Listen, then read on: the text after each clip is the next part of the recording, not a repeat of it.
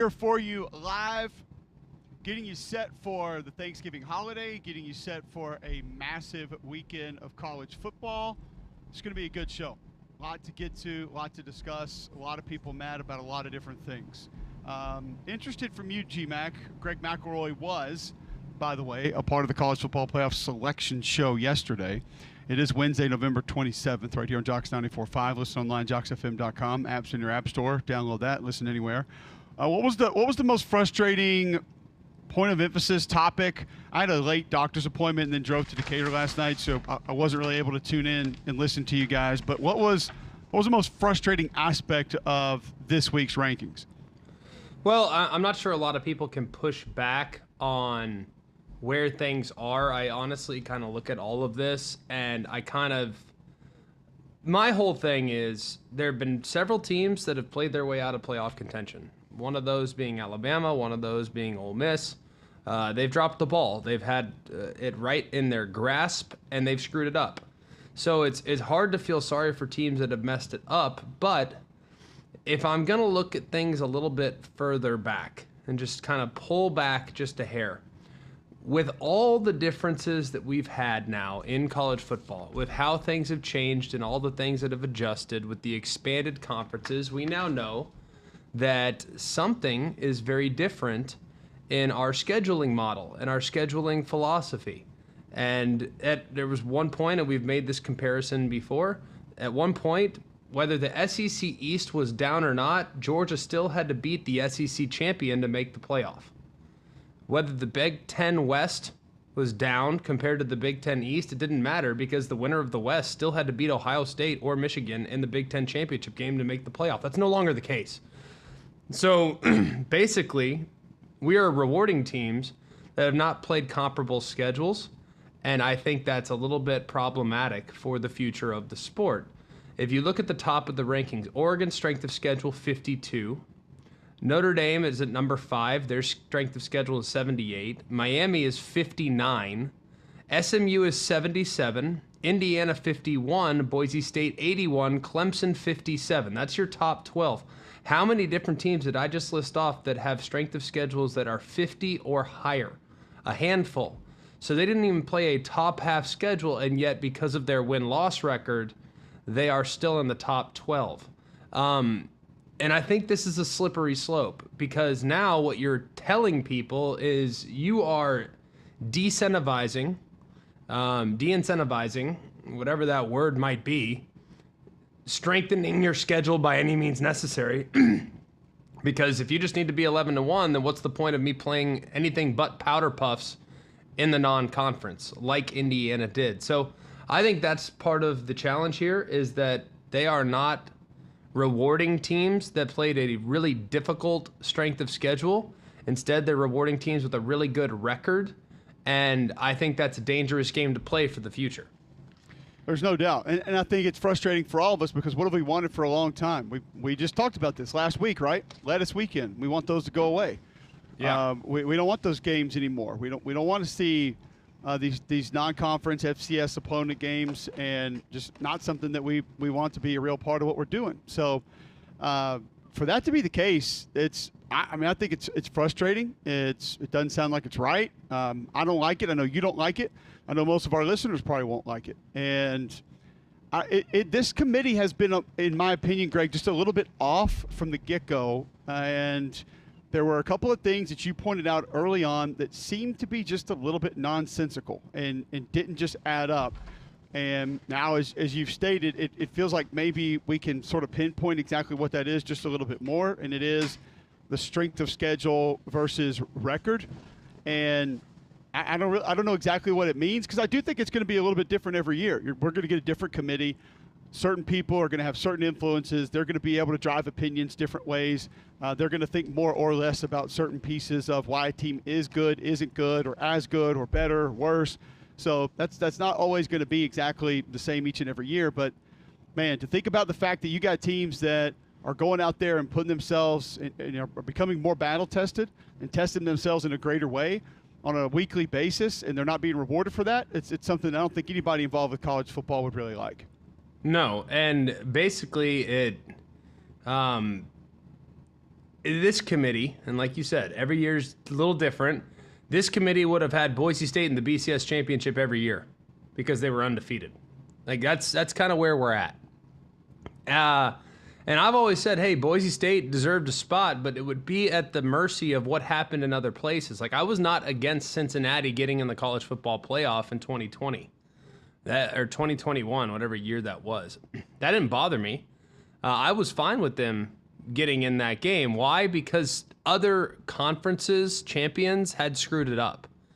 So the only reason why Indiana's in this position is because other teams have screwed it up. The only reason why the ACC is in position to get at least 2 teams in is because other teams have screwed it up. And they only have themselves to blame.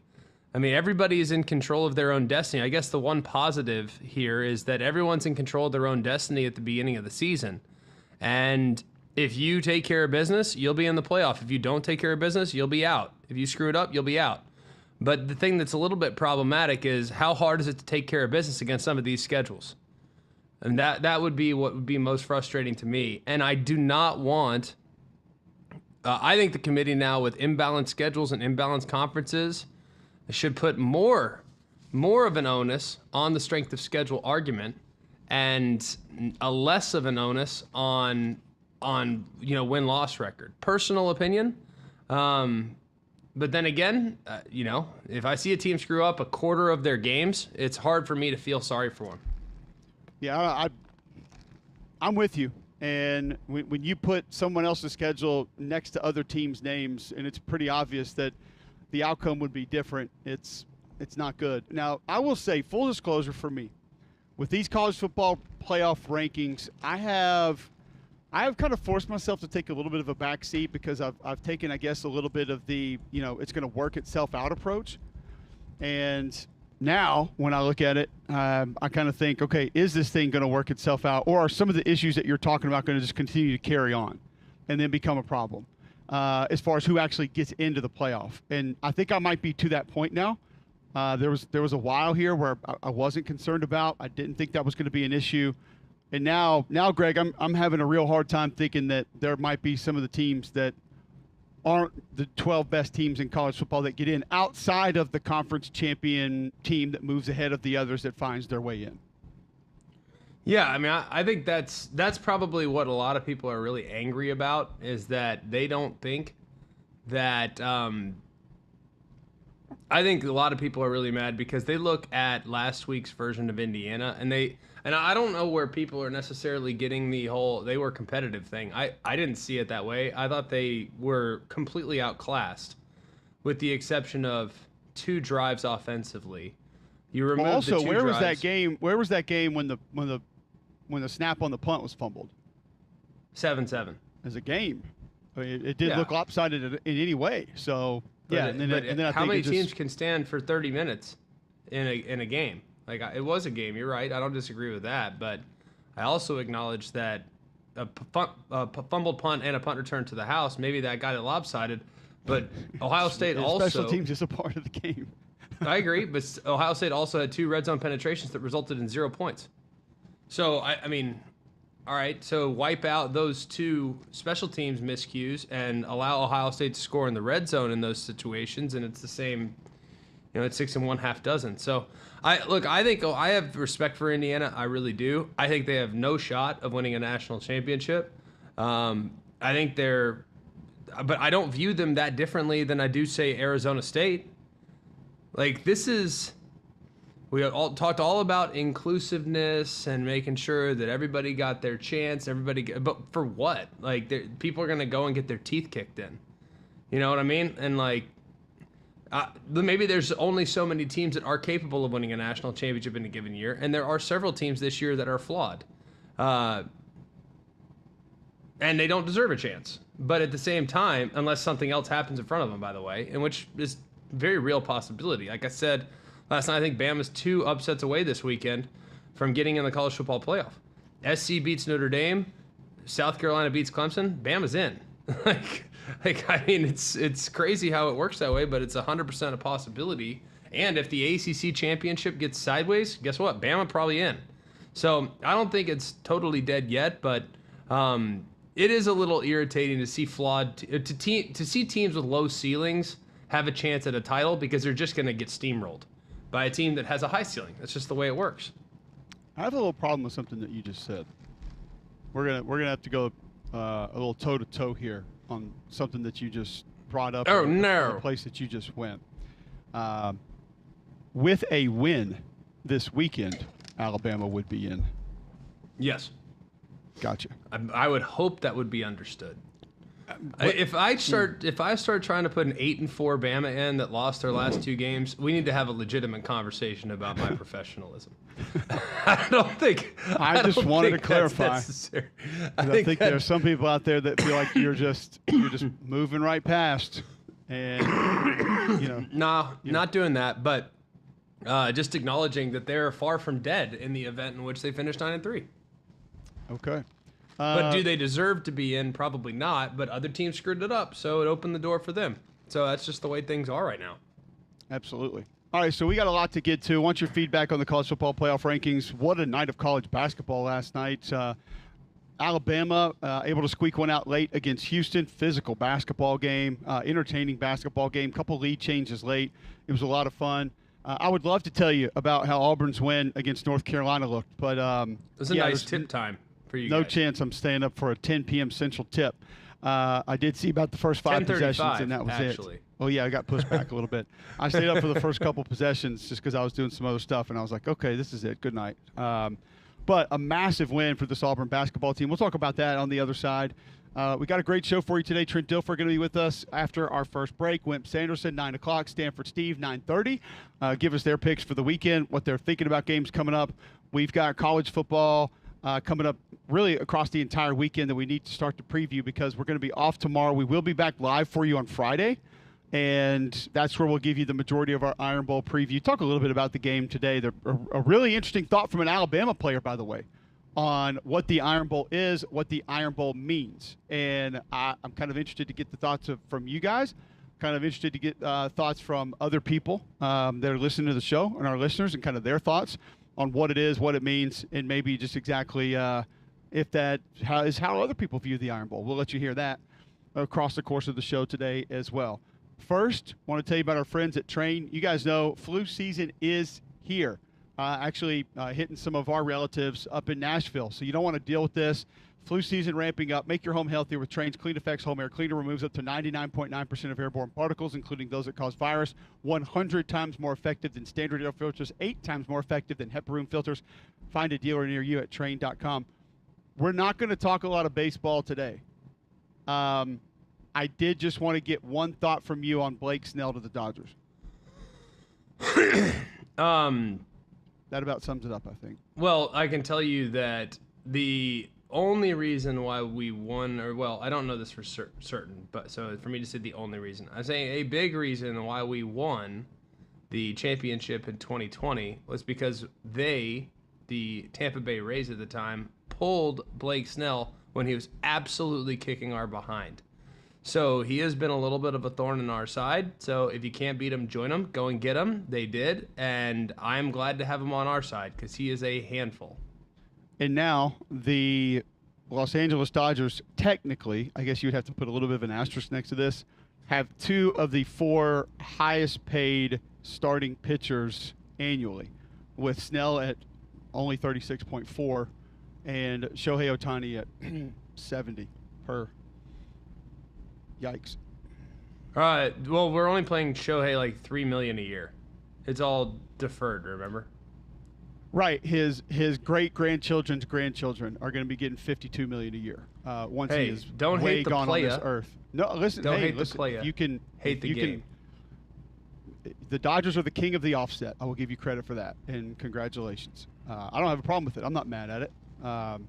I just hope that I hope our ancestors are talking about that contract the way that we have all in our generation talked about the Bobby Bonilla contract that much. So we'll see if it works out that way. Well, it's already worked. We already won a championship, and we're the most popular team in Japan. So all the kids that are growing up in Japan want to be Dodgers now. That's it, and that's literally what it's all about. Yeah, is let's pay for itself. Our global popularity. If we can accomplish that, then who cares how much everybody makes?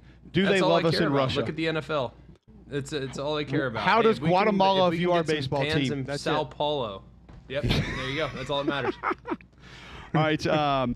We got college football coming up tomorrow. We've got more college basketball today. We've got NFL tomorrow. A lot to get to, a lot to discuss. And I might have a little bit of Thanksgiving trivia for you guys across the course of the show today. We'll do it all right after this on McElroy and Cubelic in the morning.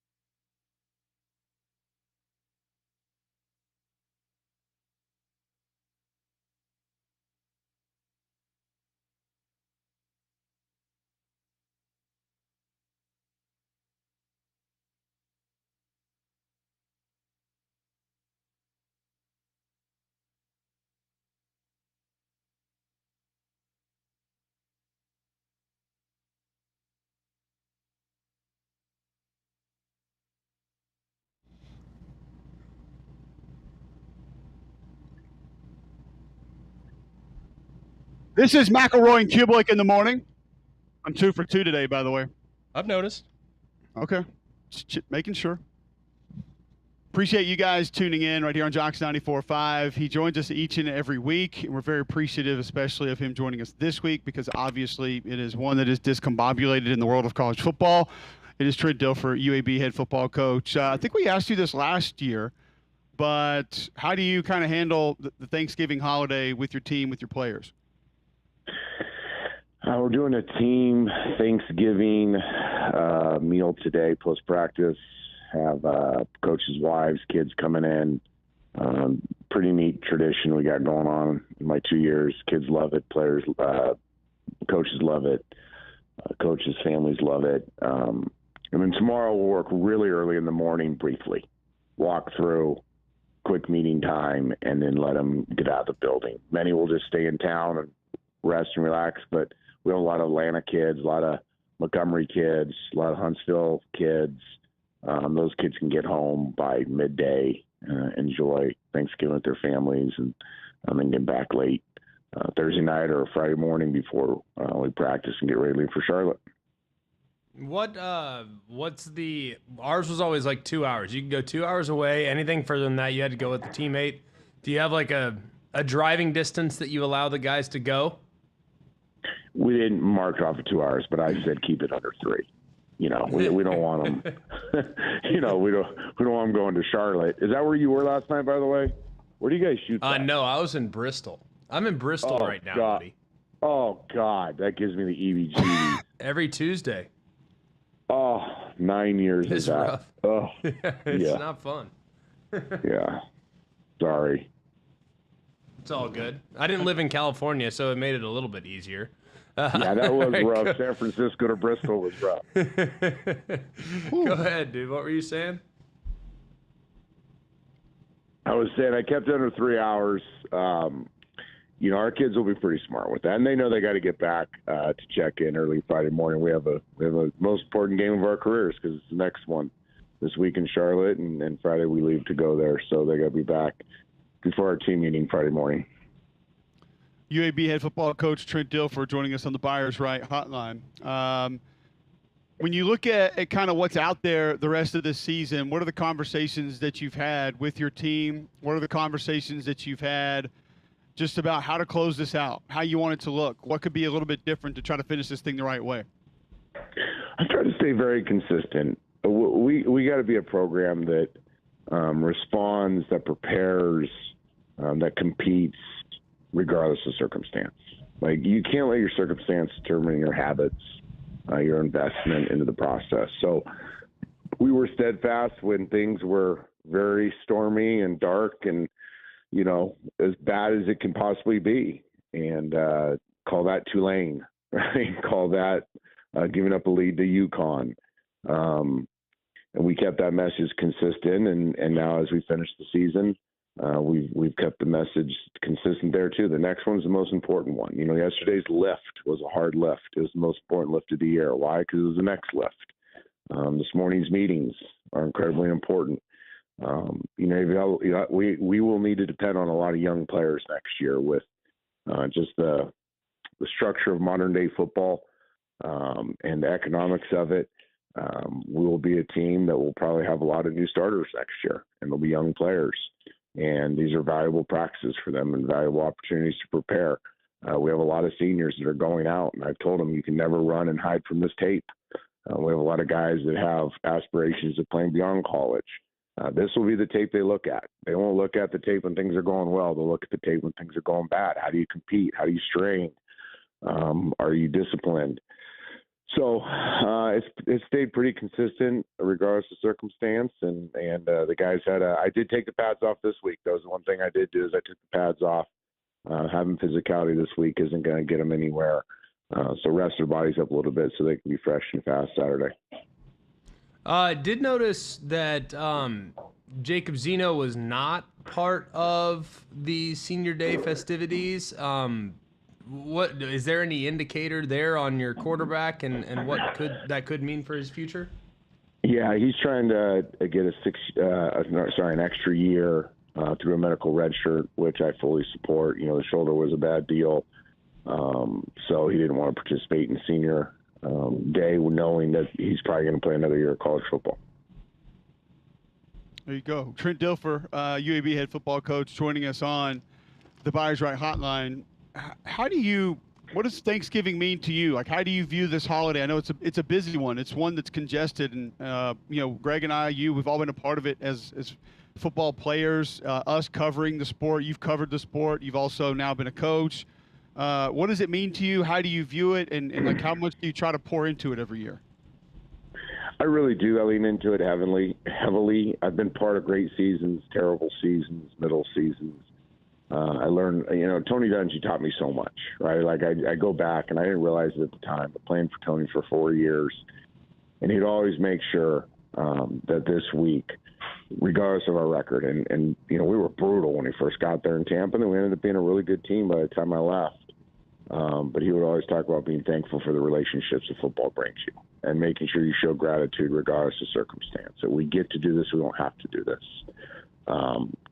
And it's a message I've tried to stay consistent with within the football context that, and you were up there talking about it last night, Greg. I mean, there's a lot of drama. There's a lot of negative. There's a lot of bad. There's a lot of controversy in football. But there's also a lot of really good stuff in football.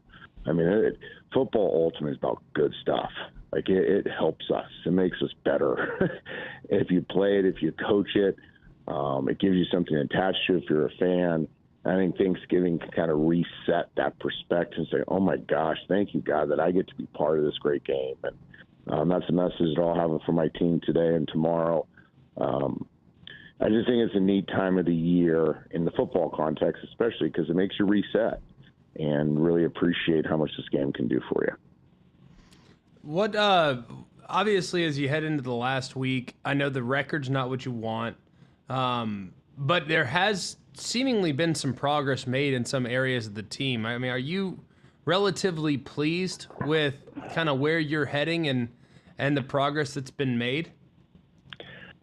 No, I appreciate that. And I think most coaches would probably try to spin this thing and get the fan base behind them and say, yeah, we're so close. And yeah, there's progress. And no, I've been wildly disappointed. I thought that would be a good football team this year, and I was wrong. Now, I will say this. I've been wrong a lot in my football life. I haven't been wrong twice very often. I will fix this. I now have more clarity on the back-to-back. I shouldn't say the back-to-back. I made two different mistakes 2 different years, and I can identify the root of both of them. I won't make the same root of those mistakes again. We will be a better football team next year exponentially. I am pleased with the fight and the competitive temperament of many of our players, despite their circumstance. I'm very proud of some people in our building that they haven't flinched. The administration's been very supportive through a wildly disappointing season. So there has been some good. But no, I'm disappointed in myself. I'm frustrated that I allowed this to happen, and I won't allow it to happen again. Is it weird, Coach? I find myself appreciating some of the things that you just described a little bit more in today's college football than ever.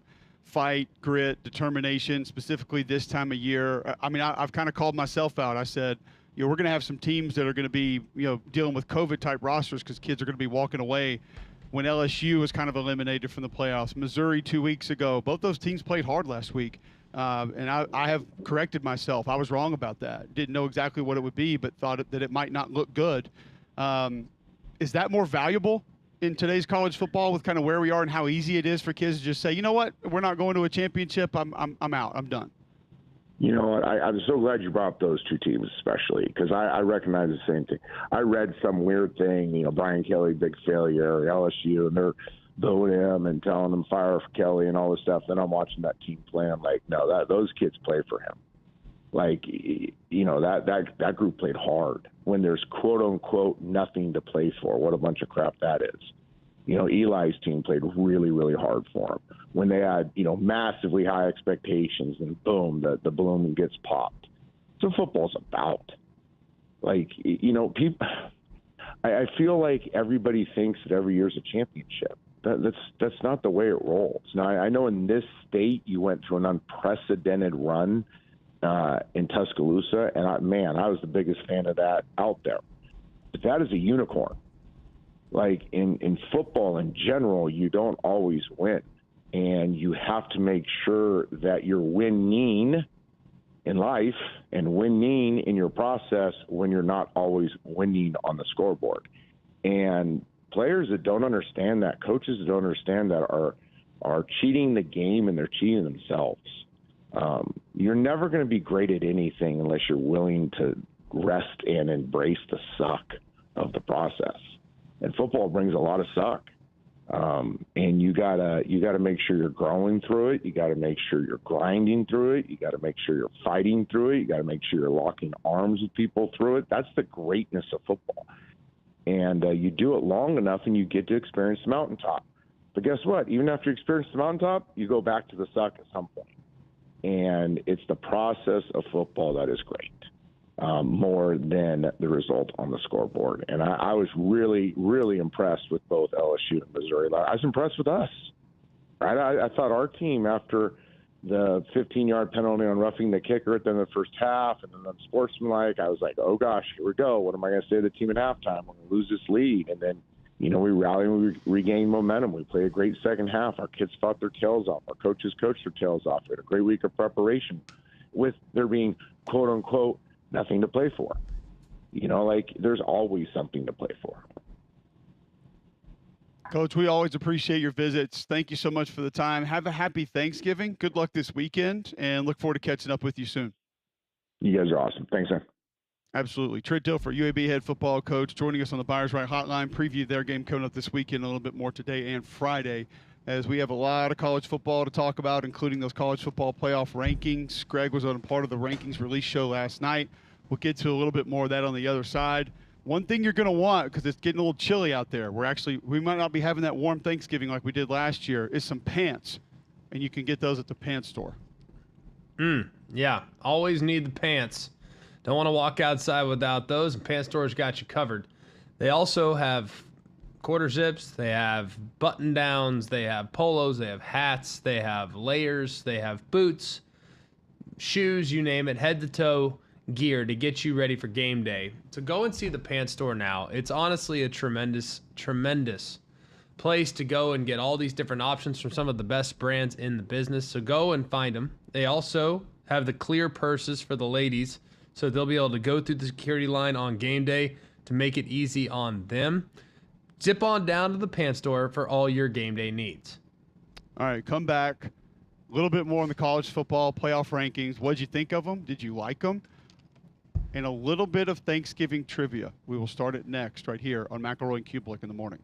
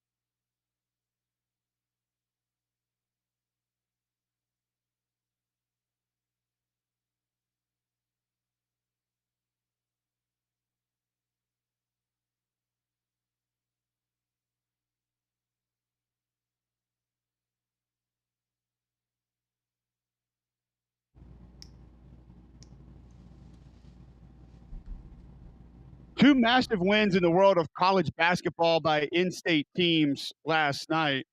Really, well, I'll go with three. I don't know if the third is necessarily massive. Stanford gets a win over North Dakota State last night, 103-98. Stanford shoots 40 of 70 for the game, 10 of 29 from behind the three-point line. They're now 5-2. Trey Fort and Cullen Holloway both had 24 points in the game. Alabama gets a win over Houston. They have to go to overtime to do it.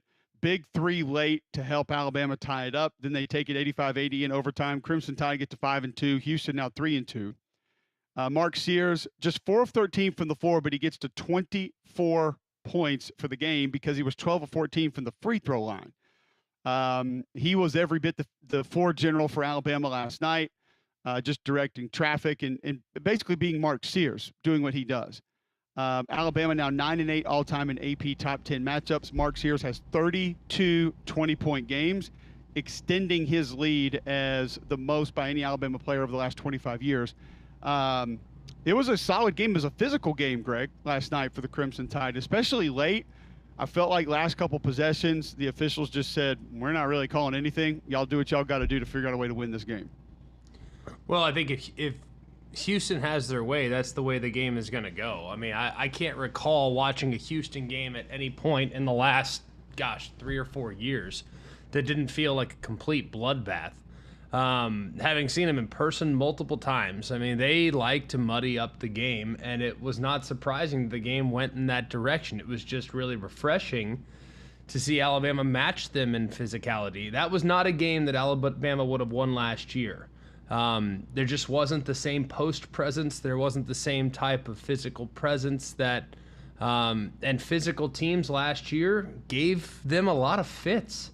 So I thought it was really encouraging because, shoot, now here we are 5, 6, 7 games into the season, and one of the biggest concerns off last year's roster has already been shown to not be as problematic as it was a year ago. So super encouraging performance last night and a good win.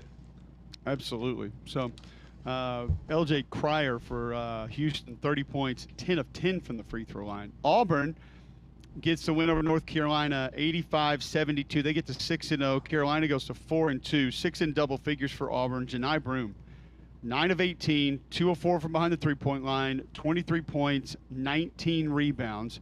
Auburn's the third team in the last 40 years to start 6-0 with 3 wins over AP top 15 opponents.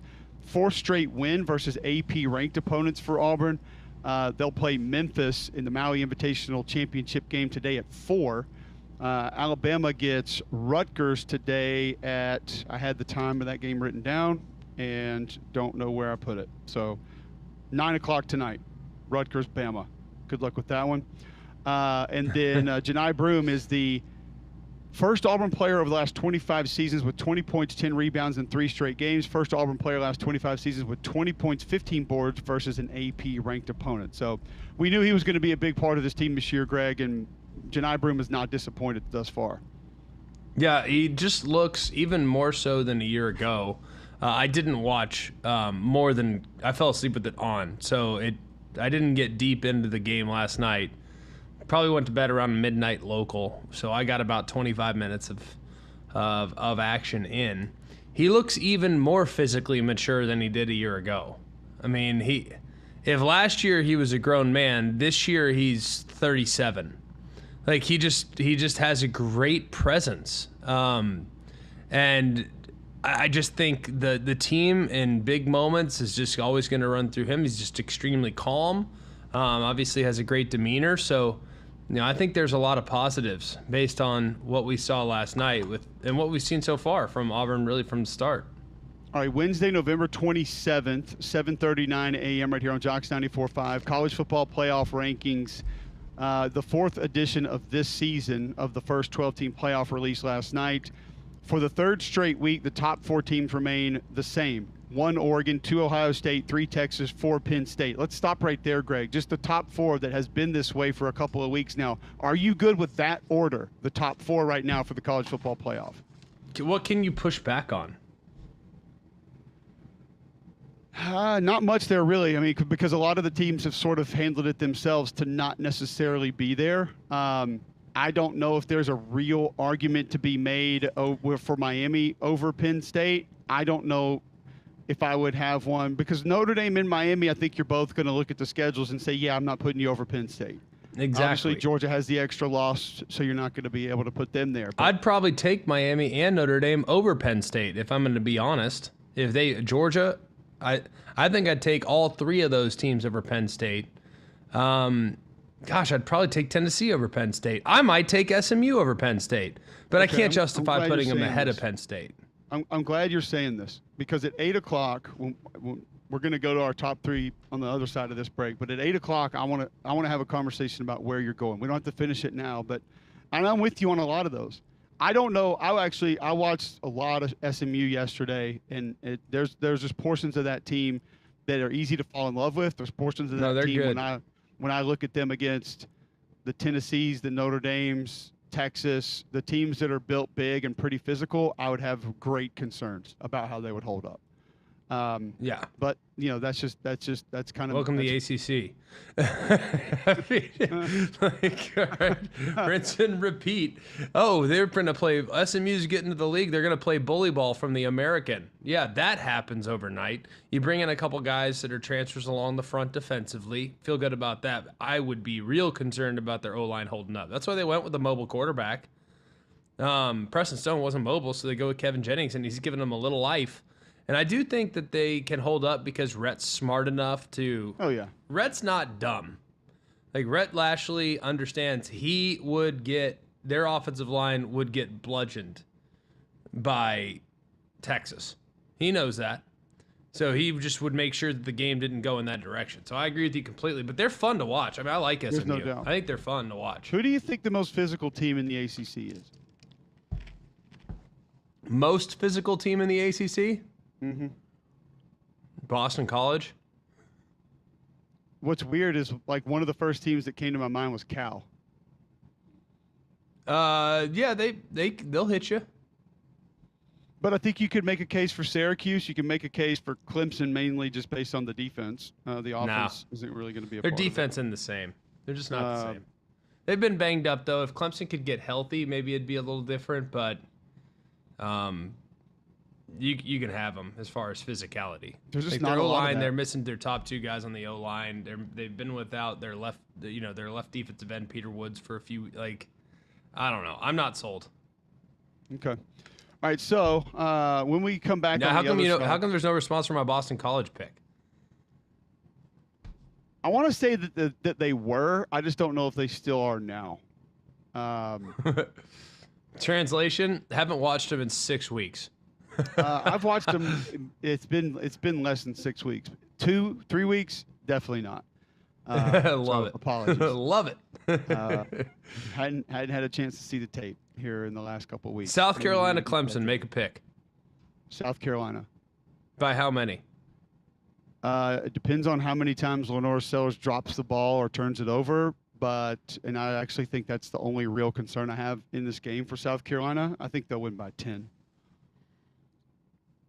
Why is there so much confidence in Clemson in that game right now? Who is confident in Clemson?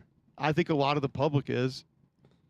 Where's the bad matchup for South Carolina outside of their offensive line versus Clemson's defensive line, in which Dow Loggins and company have had to manage, 80% of this season? They're not going to get into. All right, you just pounded on Clemson. Fine. Like, they're not going to be in a scenario where they're obvious. Like, Clemson's good when it's an obvious passing scenario. Like, TJ Parker's good. Like, DeMonte Capehart, if he's healthy, number 19 for Clemson, he's a good player. But he hasn't been healthy. And Peter Woods thinks he's 260 and is actually 320. Like, that's not great. How many 315-pound defensive ends are there that scare you, by the way? Not a ton. He's not one of them. Like, okay, if I have a little Mighty Mouse offensive line, maybe, but, like, he's not scary. You tell me how many guys that are playing in a 4-down defensive line, traditional defensive end set at 315? No, listen, I'm with you. That's where, you think about, they got Kentucky early before that D-line got banged up, and that was a good front seven, good D line early in the season. They played Ole Miss, they played Bama, they played Oklahoma, they played A&M. Missouri's not a bad front. I mean, think about what they've played. They understand how to offset that part of a football team, so I just don't think it's going to be a problem. I actually feel really good about South Carolina in that game. Being on the road's tough, we know that, but I feel great about South Carolina in that game. How are they going to be able to neutralize Clemson running down the hill? That's going to be hard. That will be difficult for sure. Specifically I can agree Dabo. with you there. Yeah, all right, so at full speed. And a lot of that will come down to Clemson tackling in space with some of the read game, option game, quick throws to guys like Joshua Simon, see if they can handle that. I've tackled a lot of game day meals in my time. Nothing compares to the flavor boost from Dale's Seasoning. If you're heading to a tailgate, this marinade, is your MVP. Just 30 minutes with Dale's. Your meats and veggies are transformed from bland to bold, whether it's ribs, burgers, even those veggies you're grilling up. Dale's versatility is a game changer. Make every bite count. Score big with Dale's Seasoning. We'll be back with our top 3 next on Mac and Cube in the morning.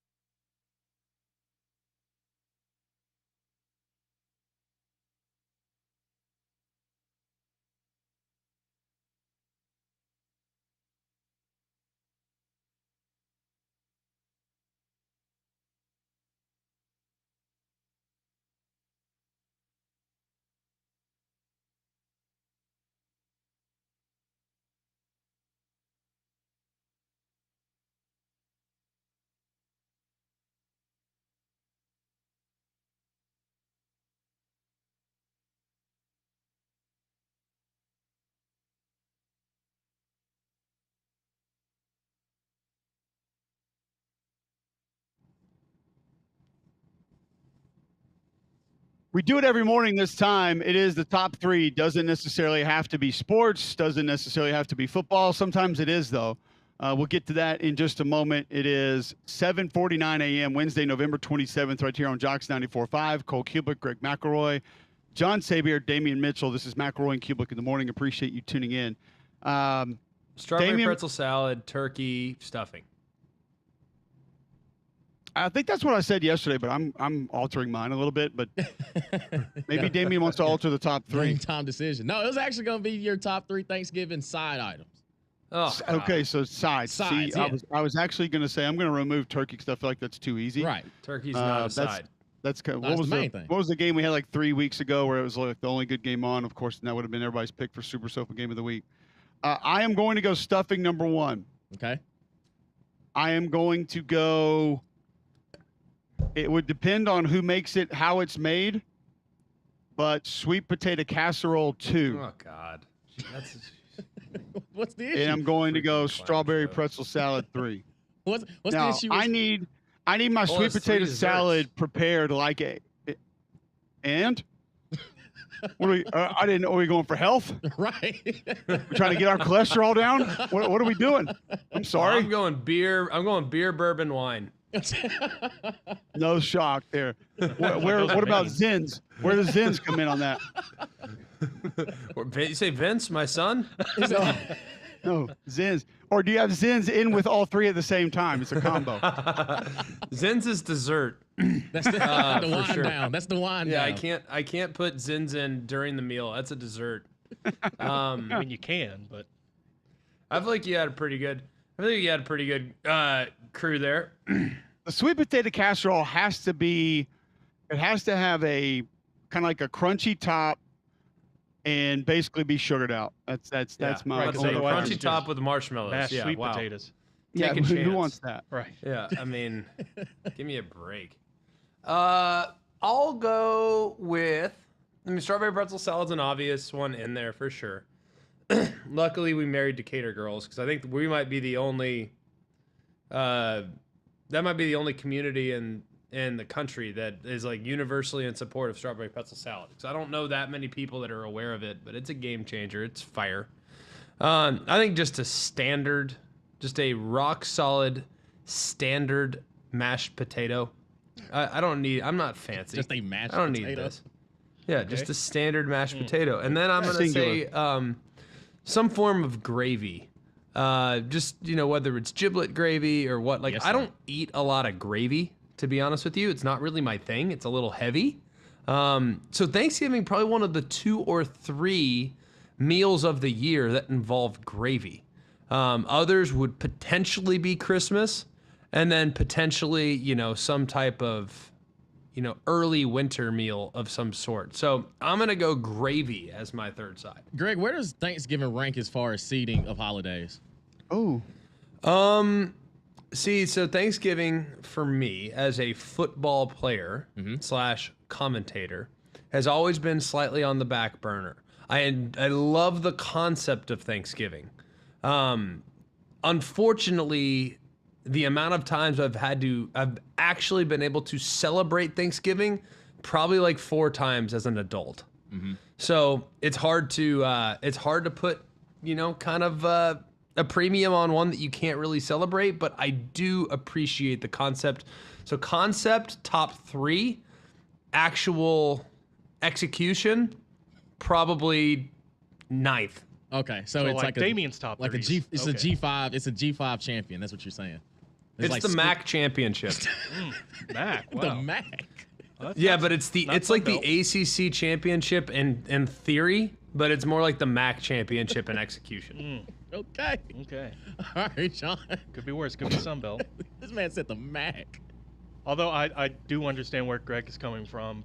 For Thanksgiving, most of my family gets together in New Orleans or Louisiana. I can't do that because Yeah. I got to be back here the next day. So yeah, it is tough to. I think I've only done it maybe once since I've been here at the station. So I get where he's coming from fully with that. So that's also why in my top 3, a lot of these are things that I can have year round, but they mean that much more at Thanksgiving, really more so Christmas, because that's what they have the exact same meal at Thanksgiving and Christmas, which is why to me it's a little, less. But I only get it only so often. So number 3 for me is potato salad. It's a mustard base, not a mayonnaise based one, and I can vibe that. and it's got not a lot, but it's got some pickles in it that just turned Damien off. I can see his eyes rolling, but there's no sweetness to it, and so it's very, very, very enjoyable. Number 2 is stuffed peppers, because we do it with ground beef and a little bit of breadcrumbs to kind of make it a little bit thick, and it tastes almost like without the sweetness. If you imagine a sweet potato casserole topping, but with ground beef, that's what it looks and tastes like. And number 1 with a bullet is the mac and cheese that we do. If you imagine a elbow macaroni noodle, but the length of a spaghetti noodle, that's what we use. Really? Yeah. Oh, y'all ain't playing Yeah, around. Honorable mention goes to corn casserole.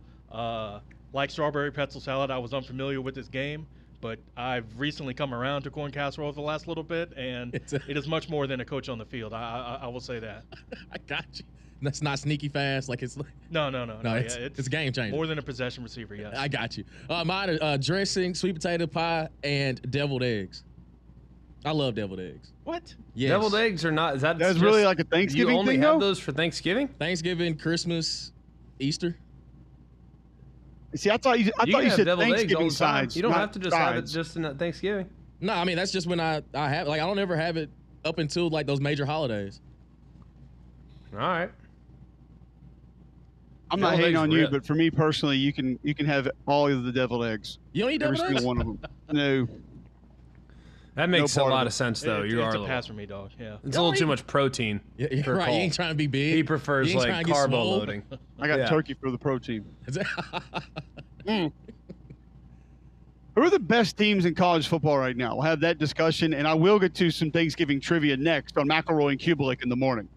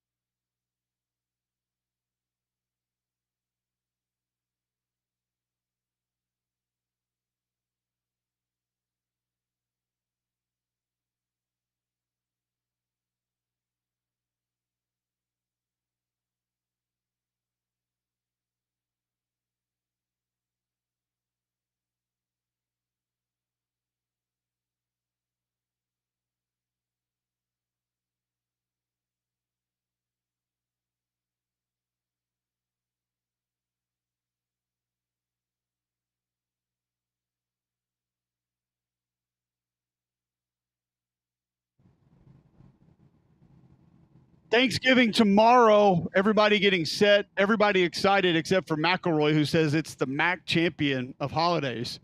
Don't even know what that means. Not even sure how to take that. It's a champion, yes, but is it one that anybody cares about? He might say no. I mean, I would say yes. It matters, but it's dependent on the other holidays. Okay.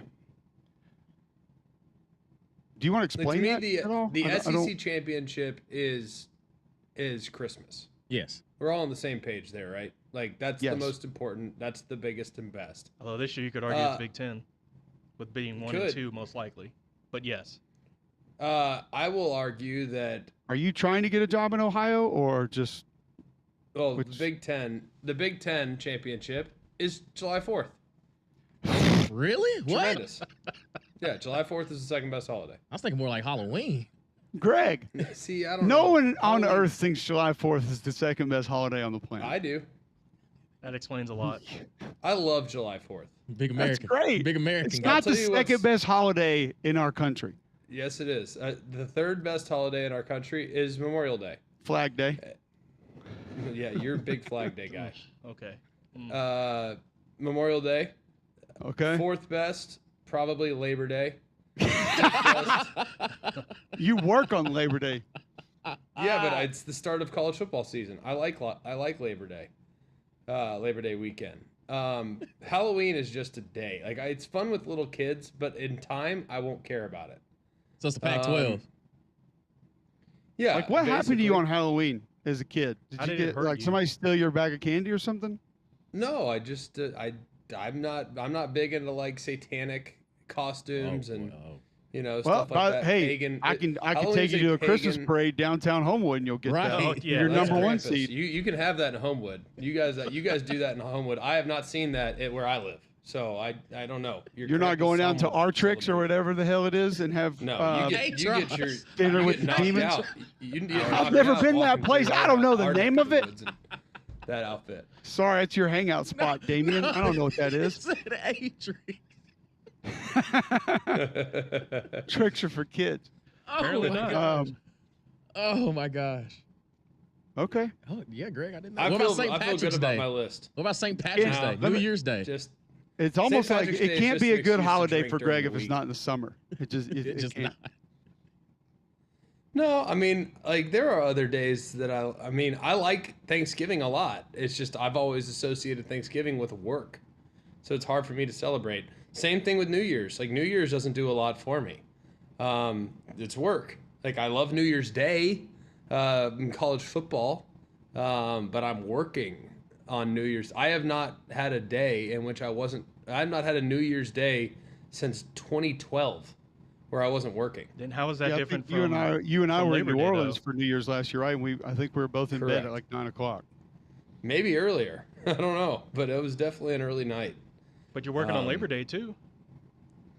But it's the start of the college football season. But at the start, you're fresh, you're rejuvenated. Week one's always filled with really interesting matchups. By the end, it's like, I'm dead.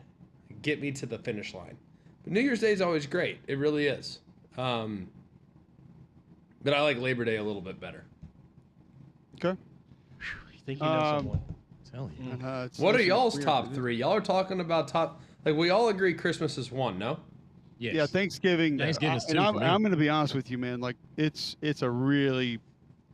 close. Thanksgiving and Christmas are really close for me. I love Thanksgiving. I just love it. Like Christmas is great, but I feel like Christmas is more hectic than Thanksgiving. Thanksgiving is a little bit more calm. See, than Thanksgiving Christmas. is hectic to me. It's funny that you say that because mine's like the opposite. Thanksgiving is so hectic. Whether it's calling the Egg Bowl, like I've woken up on that's Thanksgiving different. Day Yeah, and that's driven different. to Starkville and Oxford and back. Driven from Oxford to Atlanta to call a game on Saturday after calling the Egg Bowl on Thanksgiving. Like I don't know. Maybe it's just very much the opposite. Like Thanksgiving, I associate with like grind, stress. Now the last 2 years, it's been phenomenal. But that's like the first two where I've actually been able to sit and enjoy Thanksgiving. I feel like in quite some time. Yeah, it's and trust me, I did that last year, so I get it. waking up, going over there. I think I went late Thanksgiving. I think I went late Wednesday night last year, and drove over to Starkville. But it was awesome to be able to do that game. And when I can come to Decatur and just have the day, and then leave on Friday to go do a game, it's all good. Like it's because I just feel like I'll have this afternoon, and kids and I'll have fun. We'll throw the football around. It'll be great. And then tomorrow will be like the whole day. And listen, it's a lot. There's a lot of people moving around. There's a lot going on. I get it, but I do feel like you can go sit down, relax, have the meal. You can watch a little bit of football. You can visit with people. As where Christmas is just like, can you put this together? Where the batteries, this isn't working. How many more presents do we have to unwrap? Not complaining about any of it. It's just it's rapid fire hectic at Christmas, whereas Thanksgiving kind of just little sprinkles of hectic. So, but it's number 3 for me would also be a little bit odd. I'm going to go Halloween right now because like we're not really lake people, so none of the summer holidays are like a massive deal for us. I do like Memorial Day because we come up here and do like the Jubilee Fest with the hot air balloons. It kicks and all off that the kind of summer. stuff. It's really cool, but I'm still gonna go probably. But based on my children's age right now, I think I'm probably gonna go Halloween. Okay. I can get on board with that. Halloween's good. It's fine. It's solid. But there have been several Halloweens where I've been working. Have you? Couple, yeah. I mean, there was one. I mean, you remember the one I had Georgia at Kentucky, and we like magically got moved to the early game, and there was like I think it was like a 3:50 flight out of Lexington through Atlanta to Birmingham, and it got delayed, so I rented a car in Atlanta, drove home, and I mean I pulled in and everybody was already trick-or-treating in the neighborhood, but I got to hang out with the kids for a little while in their costumes walking around the neighborhood. That was on Halloween. So yeah, it's gotten in the way a little bit sometimes, but it hasn't always been an issue. John, Damian, where are we ranking the holidays? I'm going Christmas, Thanksgiving, and 4th of July. Okay. You looked at me like I had 4 heads when I said 4th of July. Who? Everyone. Maybe it was everybody else. Yeah, you were on my team there. Yeah, I wasn't tripping. I thought Again, it was 4th of July ripped. That's not helping. Absolutely. That's not helping your cause. No, for me, it's Christmas, it's Halloween, and Thanksgiving. I'm a back part of the year kind of guy. Finish strong. Finish strong. Greg, you brought up something interesting a little bit earlier, and when Damian kind of brought up the gravy, and there are a couple of things, and then you went mashed potatoes too, and it made me think about there are a couple of items that, I mean, you talk about like heated debates of how foods either should be prepared or should look or should taste. Like mashed potatoes, you said, give me a good mashed potato and I'm set. So do you like the skins in the mashed potatoes or no? I really don't mind. I'm honestly, I'm a big potato guy. I don't particularly care for baked potatoes. They're fine. I don't love them. Like I like a twice baked potato. So basically, if it's a twice baked potato, I'm good with it. A potato skin, I'm good with it. Mashed potatoes with the skin in them, I don't even really think about it. You know, yeah, if they're in there, fine. If they're not, they're not. Like I don't. It's not a plus or a minus for me. Okay. What kind of gravy do we need? What kind of gravy are we going with? Does it have to be a certain way? I honestly don't care. Or any type of. I'm not taking the powder and mixing it with water and saying, "Here we go, we got gravy, Insta gravy." does it have to be your thick? athletic greens. Is it my athletic greens? I mean, are you? Is it more? Do you like gravy? it? Well, no, but like some people like the really like dark, thick. Some people like the giblet gravy, like you were talking about. Yeah, I like the giblet gravy, a little lighter. Okay. Where are we on? And John, Damian, you guys chime in if you have something on this. Where are we on cranberries at Thanksgiving? Cranberry sauce. I should like homemade sauce. I like the can much more. I don't really have a preference on it. You and Judge will be at the same table. You said the cranberry sauce?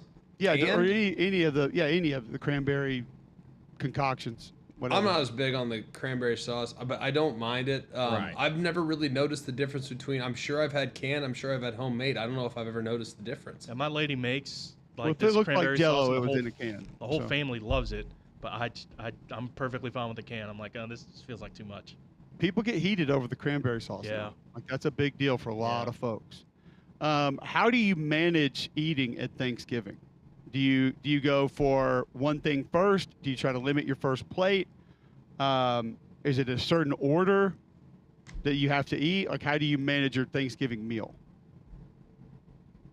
Throw it all on the plate, and I'll be back for seconds here in a minute. You just eat it all together, though? Like, do you separate your foods? Answer me this. This always fascinates me because I think it tells me a lot about your personality. Like, when you have, let's say, 6 different items on your plate, do you go from one item to the next item to the next item to the next item before finishing one specific portion? Or do you finish your salad and then you eat all your turkey and then you eat all your green bean casserole and then you eat all your potatoes and then you eat all your strawberry pretzel salad? Do you like go in order finish that section? Yeah. This is where I wonder how genetically I came from my father. And I remember being a child at Thanksgiving in Columbia, South Carolina, and watching my dad prepare his plate and eat, and just being either terrified, enamored, or both at how it went down, because he would have a giant pile of food and would just eat it all together. Like, literally, it had been in a blender. And it was just mashed potatoes on stuffing with some turkey underneath it somewhere, gravy on all of it, cranberry sauce in with it. And I'm just mashed potatoes in with it as well. And I could not understand how someone would do that. So I am the exact opposite of that. All my food will be separate. I don't like it to touch each other. And I will eat all of every single thing before I move to the next thing. Yes. I'm mostly that way. When there will be about 6, 7 things on the plate, I'll make a tour first, get one bite of everything, and then individually go to everything. Which is kind of smart, because then you make the decision of, I thought that was going to be good. It's not what I thought. We'll wait. Yeah. Might leave a little bit of that. The only place that I cross that line, Greg, is I've told you guys I make my little Thanksgiving sandwiches. So I take the roll, turkey, stuffing, gravy, miniature Thanksgiving slider, so to speak. That's the only place where I'll jam everything together. See, like, I usually am I'm very OCD about dumb things like that. I have a lot of OCD tendencies. My mom is OCD. I have a little bit of a perfectionist mentality when it comes to how I take notes and just categorically how I align things. Like, I just need to see things a certain way. And I'm not proud of that. If anything, I think it's a bit of a burden. It's something I've tried to be mindful of and try to be better about, because it can be consuming at times. That being said, you will not find a more OCD consumer of Thanksgiving meal than me. I will not touch anything, and it's unintentional. I don't do it like it's subconscious. I don't do it and think I need to do this and eat it this way, but I will meticulously work my way around the plate. And it's usually in some type of clockwise order, starting with salad. So wherever salad's at on the plate, I will start with salad. And usually, subconsciously, I will align my plate in a way that seems appetizing. So it's usually salad, and then next to the salad's my turkey. Next to the turkey is, usually some type of green casserole. Next to that is the potatoes. Next to that is the strawberry pretzel salad, and in the middle is the bread. So it's usually some form of bread first, salad, turkey, green casserole, potatoes, strawberry pretzel salad, in that order. Call it a day. It's literally, and it's like clockwork. Like actual Never salad, fails. like lettuce and whatnot. Yes, correct. Okay. Like a legit Caesar salad. Before Thanksgiving, like before the Thanksgiving meal. No, as a part of it. Or we don't have salad. As a part of it. It's another side. It's not like we have a salad option. I don't ever go with it on Thanksgiving. I think my salad is legit strawberry pretzel salad at the beginning and the end. Yeah, my the family tried that like a couple of years, and it just sat there. Right. You know what I'm here for. That's for tomorrow. I need belly space for other stuff. We're not wasting that. Louis DeArmond tweets in, says, I prefer my foods not touching, and I prefer one at a time. Yeah. But it is an interesting question, though, because I think very few people go the route that my father goes, where it's just all kind of in there together. Muse tweets That's in, aggressive. It would honestly stress me out. Yeah, he did. To see you It's- eat like that. Telling you, I used to couldn't even believe what I was. But I feel like we do that for other meals, though. Like we do that for taco. I mean, that's what tacos are. We do that for various other meals. But for some reason, Thanksgiving, it's got to be subdivided. It's fair. Yeah. Muse tweets in, when going back for seconds or thirds and you're finishing a casserole, do you have any obligation to the table to make sure everybody that wanted some got some? Yes. Not on seconds, I don't believe you do. I'm with you, Cole. Hey. As long as everybody's made their round through, I feel like it's fair game. Come on. That usually happens with the ice cream pie at my mother-in-law's house. Day 2, when that thing's kind of lingering a little bit, there's no questions asked of who's had what. It's, Yeah. hey, I beat you. Sorry.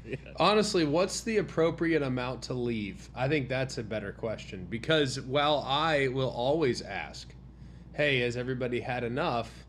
How much do you have to leave under that circumstance? So, like, is it enough for one portion?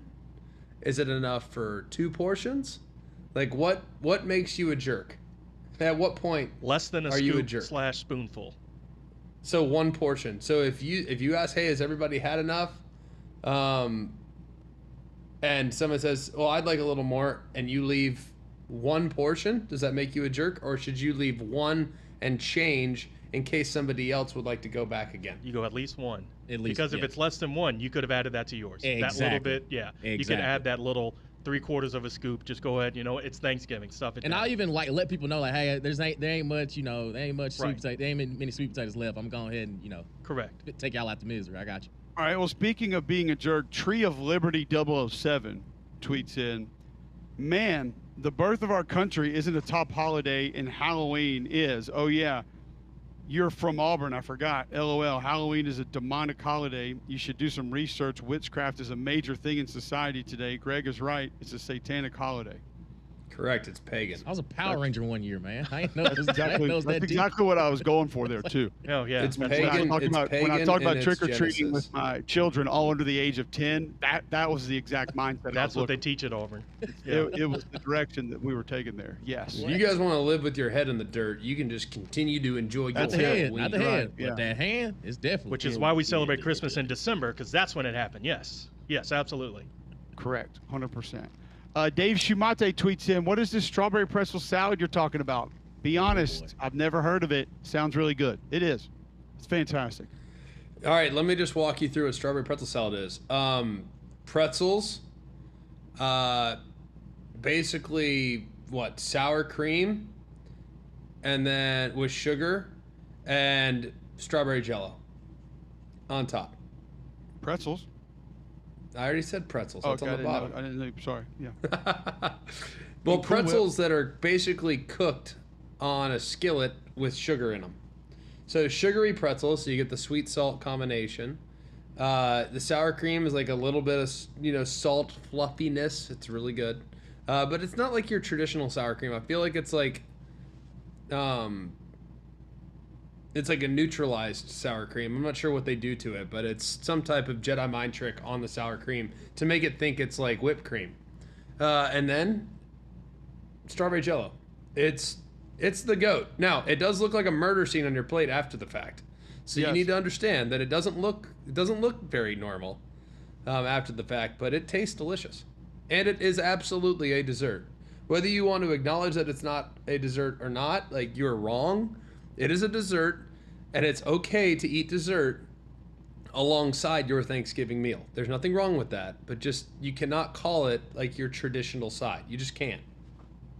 I thought I had shared my mother-in-law's recipe at one point. I can't find it right now. I'll go back and try to find that for Dave and see if I can get it to him. But I mean, you could find a recipe just about anywhere, and I would highly suggest you give it a go because it's worth it. There's zero doubt about that. Also worth it to go check out our friends at Wayne's, not because of the termite protection, that is great, not just because of the mosquitoes that they can keep away from your home in the summertime or helping you with your yard, but now wildlife prevention and removal services. That's right. If you get critters in your home, Wayne's can help. They'll get them out, and then they can keep them out moving forward, whether it's chipmunks under the house, squirrels under the house, raccoon, possum in the garage, squirrels or birds up in the attic. Wayne's can come in and get them out, and they're going to be able to keep them out with their wildlife prevention services. GMAC, this is just another reason our listeners need to call Wayne's. Yeah, and the wildlife services has been we've already used it, got rid of some birds in the attic. Would highly recommend you guys take them up on this new service that they've provided. It's really been terrific. I know you guys will appreciate everything that Wayne's can provide. They're first class in every possible way. That's why I've used Wayne's now for going on 4 years. Even before came to the radio station, I was a proud supporter of Wayne's, and I know that you guys will appreciate the services that they provide. Call them today, 866-WAYNES-1. That's 866-WAYNES-1. Or you can go online, callwaynes.com, and let Wayne's continue to create your happy place. All right, when we come back, who are the best football teams in college right now? Not the rankings, who we believe. And is this playoff just right or wrong in general? Next. By the way, hang on a second. Sorry. I hate to break into your teas, but this is breaking news from my mother-in-law. It's not sour cream; it's cream cheese on the strawberry pretzel salad. That's a big difference. Okay, that Yeah. is Big difference. Dessert, yes. My bad. It's same thing. Who cares? You guys get it. All right. The good news Pretzels, is we cook don't 'em in make sugar, any of it. cream So, cheese, Jello, strawberry Jello, Rip City. yeah. The good news is Greg and I don't prepare any of this. So No, the no. people who do are going to get it right. And that's what matters. So, all right, back with more Mac and Cube right after this.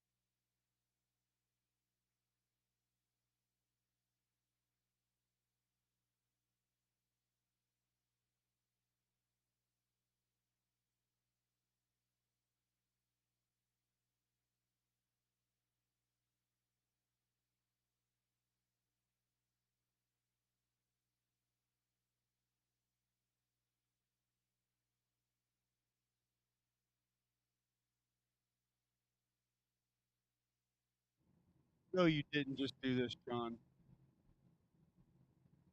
McElroy and Cubelic in the morning, Wednesday, November 27th, 8:25 a.m., day before Thanksgiving. How about a little Thanksgiving trivia for you guys before we get into who are the best college football teams in America? Are you down? Are you in? Let's do it. Is Damien in there? I feel like don't he's the only one. about ball. I feel like he's the only one that might know this. It's only 3 questions. Let's get it. What is a female turkey called? A goblet? It's a good try.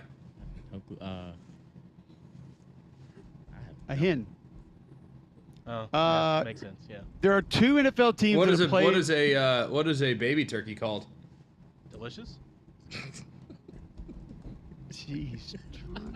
I don't know the answer to that, Greg. No clue. A chick. Okay. See?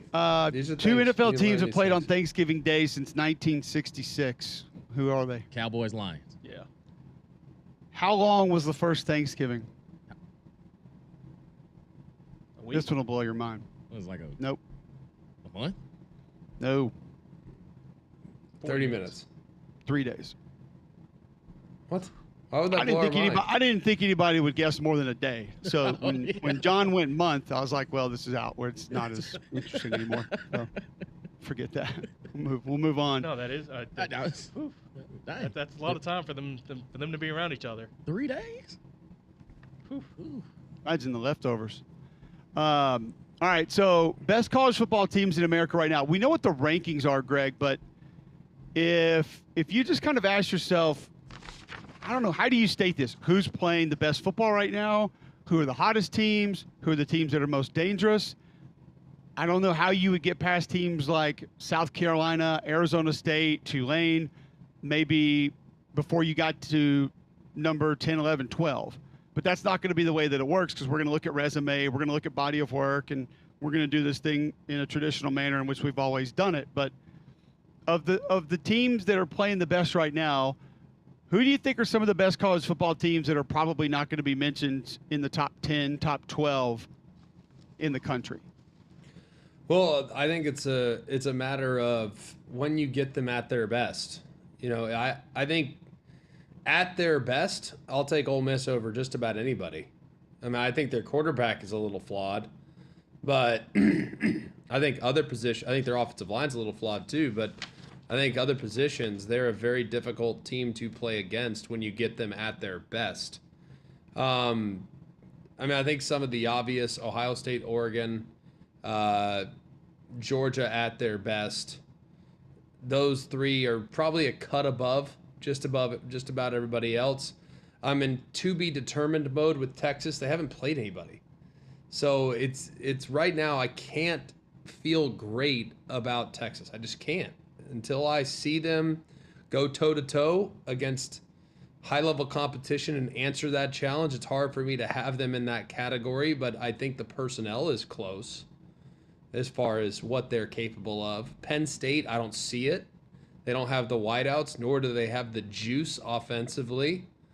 I think Notre Dame is really good on the inside of their team, offensive, defensive lines. I think defensively they're good at all 3 levels, but I worry about their offensive skill outside of their running backs. I think their running backs are excellent, but that's about it. Miami, I think their quarterback's the ultimate neutralizer. I think he's the best quarterback in the country. College quarterback. I'm not talking about prospect, college quarterback. So I think it's to me, the elite teams, there's about 3 of them, Oregon, Ohio State, and Georgia. And the other teams are all kind of okay. And they're going to need to be at their best in the playoffs to make a run. Okay. Do you think that how many teams that are left out of this year's playoff field once it's finalized do you think would actually be included in your top 12 best teams in America once it's all said and done? Will there be 2 of those teams out, 3 of those teams out? Let's just say more or less than 2 of what you view as the best teams in college football will be in or out of this year's college football playoff field. Probably 3. Alabama, Ole Miss, and South Carolina, I think, could, if they got in and the matchups were good, I think they could make a run. South Carolina's D-line is just the ultimate neutralizer, but I also am not super sold on their wideouts. I think South Carolina's a lot like Penn State, I think they're very similar. Where they're good, not great. I think we're probably putting a little too much into a win against Texas A&M when that was a perfect storm. They're coming off a bye. A&M was coming off an emotional victory, all this other stuff. Like, I think South Carolina's good, but I think people putting them in the category of one of the the hottest team in the country, they're not beating Georgia. I don't think.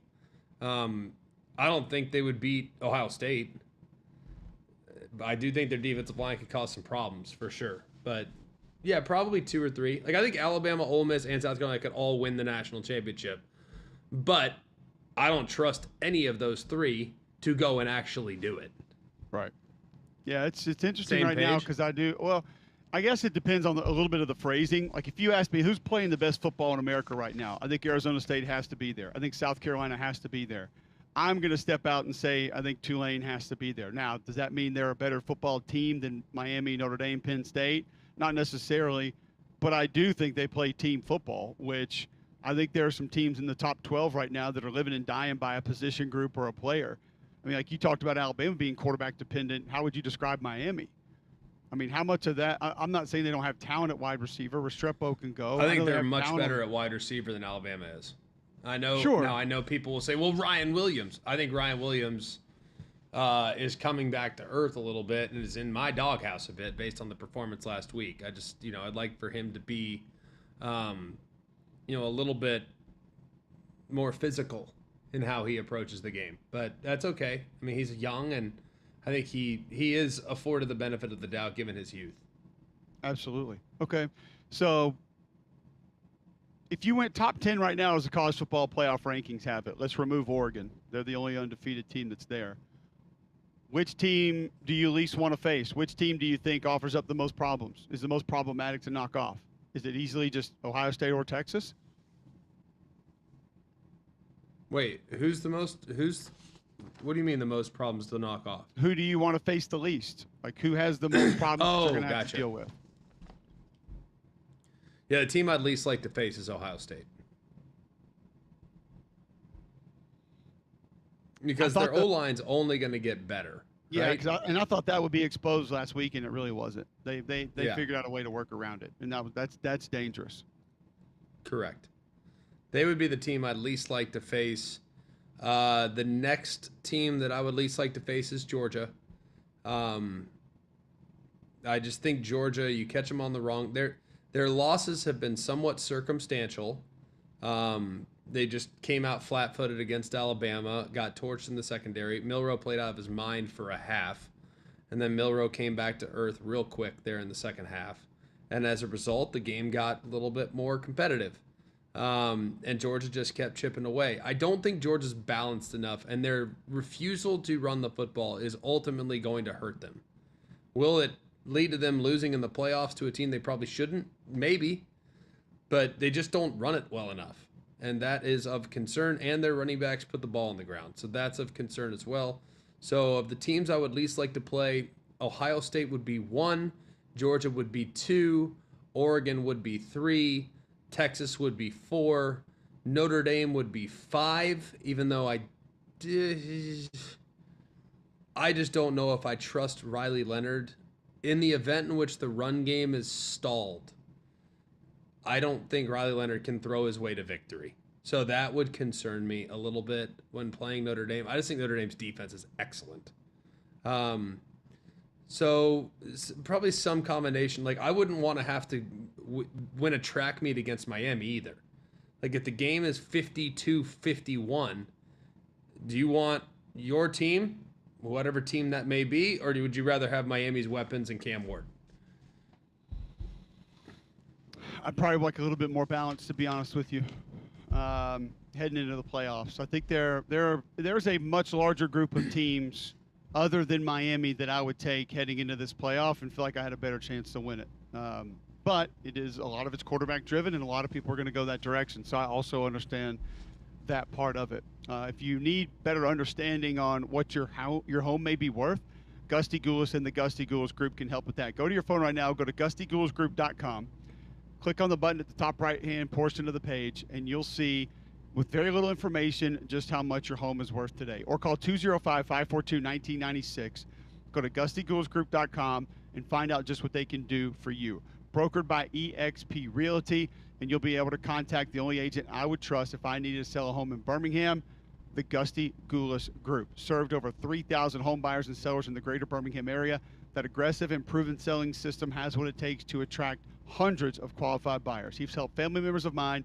They can help you. Go to GustyGoolsGroup.com or just Google Gusty Goulas Group, and you'll see over 835-star Google reviews. Gusty Goulas Group, start packing today. All right, when we come back, a little bit more college football. What's coming up next in the world of college football with games that we need to start previewing, breaking them down. We'll do it right after this on McElroy and Cubelic in the morning.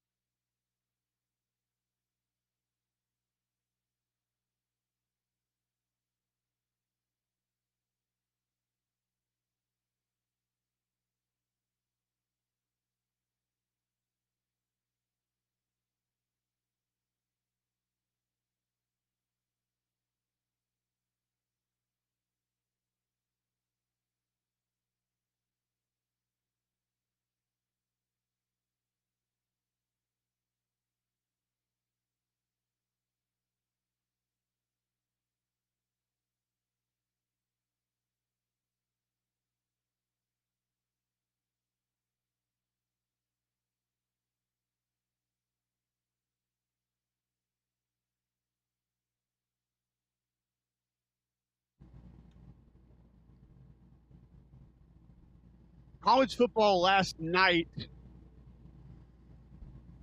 Akron takes out Toledo 21-14. Akron gets to 3-8. Toledo goes to 7-4. Toledo outgained Akron 462 to 303. Outrushed them 181 to 107. But Akron gets the win. How about wide receiver Amarian Granger? 2 catches, 106 yards, and a touchdown. Have a day. Also for Akron, Gage Summers, 17 tackles. Brian McCoy, 15 tackles, as Akron gets a big win over Toledo at home. Buffalo Knocks off Kent State 43-7. Kent State is 0-12. 0-12. Good run. Oh boy. Oh boy. There's your silver Kent lining State- if you're Florida State. You're not Kent State. Kent State's true. quarterbacks combined to go 10 of 18, 102 yards, a touchdown and a pick. They rushed 36 times for 106 yards in the game. Not an individual. The whole team did that. The whole squad. Buffalo only ran the ball 52 times for 253 yards and 3 touchdowns. That's it? That's all. Sometimes Jay all you Hansen, all Jay Hansen, 30 carries, 185 yards and a touchdown. Buffalo had 13 tackles for loss in this game. So, yikes. Mentioned some college hoops today. 1 o'clock ESPN Plus. Dalton State's at UNA. 6 o'clock tonight. Alabama State is at number 16 Cincinnati. Cincinnati's 5-0. You will get 6:30 on ESPN Plus. Utah Valley is at Samford. I mentioned 9 o'clock Rutgers and Alabama going to go as well. Before we move on to some other college football news, did you guys hear Brent Venables' quote from how he spent the evening after the game on Saturday? No. Brent Venables, when asked how he celebrated the win against Alabama, said that he and his family were at Taco Bell, and he spent $94. $94 at Taco Bell. Oh, so we fed the team. Okay. No. I'm about to say that's really not that much. But I'm just really? curious what he did. I'm curious what he did between the game and Taco Bell. Because he had a usually press there's conference. a noticeable step missing. Ending up at Taco Bell after the game, not that unique. But what happened in the 2 or 3 hours between the game going final and Taco Bell? And Well, he how many probably had, beers did it involve? He probably had recruiting. He had a press conference. He had a lot of different things. Yeah. But he said he and his daughters were at Taco Bell in Norman, and they spent $94. How many daughters does he have? I'm actually disappointed that you just kind of throw that to the side, like, oh, $94, not that much money. Yeah, at Taco Bell. That's, How many yeah. people was he feeding? I'm looking for his family right now to see how many daughters he has. I do not know the answer to that. But 4 children, 2 sons, 2 daughters. So he has 2 daughters. So it's 3 of them at Taco Bell for $94. $30 per. That feels a lot. Maybe all they right, bought a extras for chicken later. enchilada burrito costs $2.49. A grilled cheese burrito. Hold on a second now. How did I not know about this? All right, what would you go with, Greg? Like, what's your go-to at Taco Bell? If we go there late night, what do you want? Just give me something. Like, give me an item. I mean, I would probably get some chalupas. I'd probably get a couple crunch That's wraps. probably under the specialties menu. That's where you need specialty things. Obviously. Like a Crunchwrap Supreme, $5.59. Yeah, exactly. So 16 So you're getting crunch 20 of wraps, those? You're there. I Between could probably 3 eat people? 3. I could probably eat 3 of them. 3 non-football players, by the way. I mean, how many could you eat? I could probably eat 4. I don't even know how many I could eat. I I'll don't be know if honest, I've I ever haven't tried. had a Crunchwrap in a long time. I mean, I'll give it a go. Mexican pizza, $5.39. But imagine if you're just going tacos though, like a soft taco is $1.79. God, I remember that thing was like 39 cents. Oh yeah. Yeah. I remember when we went to 79. That was outrage. Crunchy taco, $1.79. Spicy potato soft taco, never heard of that. Didn't know it was a real thing. $1.29. Chicken quesadilla, $5.19. What do we think the most expensive thing is on a Taco Bell menu? I would say that the Like The one aftermath. of the burritos. Oh, John. What? I'm talking One about of the burritos? bread. The most expensive thing that I've seen so far is $5.79. yeah, that's not cheap. That's the most damage you can do with one item at Taco Bell. $5.59, I think, actually, for your black bean Crunchwrap Supreme that you want, that you so desperately desire. What about steak? Can I get steak? That's probably I bet an they have a upcharge. steak quesadilla, $5.59. Okay, here we go. There you go. Cantina chicken quesadilla, $6.49. There you go. They do have the $7 Lux box. You ordered what? Sorry, Dad. I can see Cole's kids being real into the cantina chicken and him be like, you guys will eat the shredded beef like I had when I was a kid. You guys ain't getting this upcharge. All right, so we could sit down. All of us could sit down together and order a Supreme Variety Taco Party Pack. 6 Crunchy Taco Supremes and 6 Nacho Cheese Dorito Locos Taco Supremes for $27.99 Okay.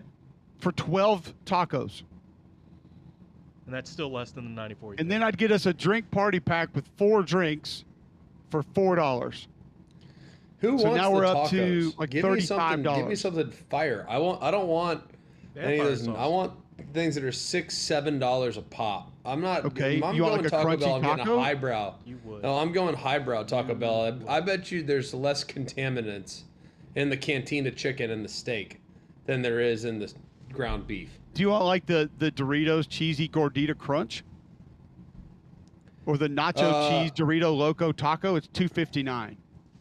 I'm sure I could probably look up on my DoorDash the last time I ordered Taco Bell, and it's probably been within the last 3 calendar years. Burrito COVID's a Supreme, safe- $4.99.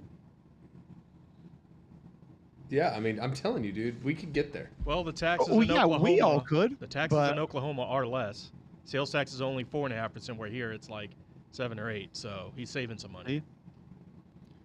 We got a meal for 4 with 2 Crunchwrap Supremes, 2 chicken quesadillas, 4 soft tacos, 2 chips and nacho cheese sauce for $20.83.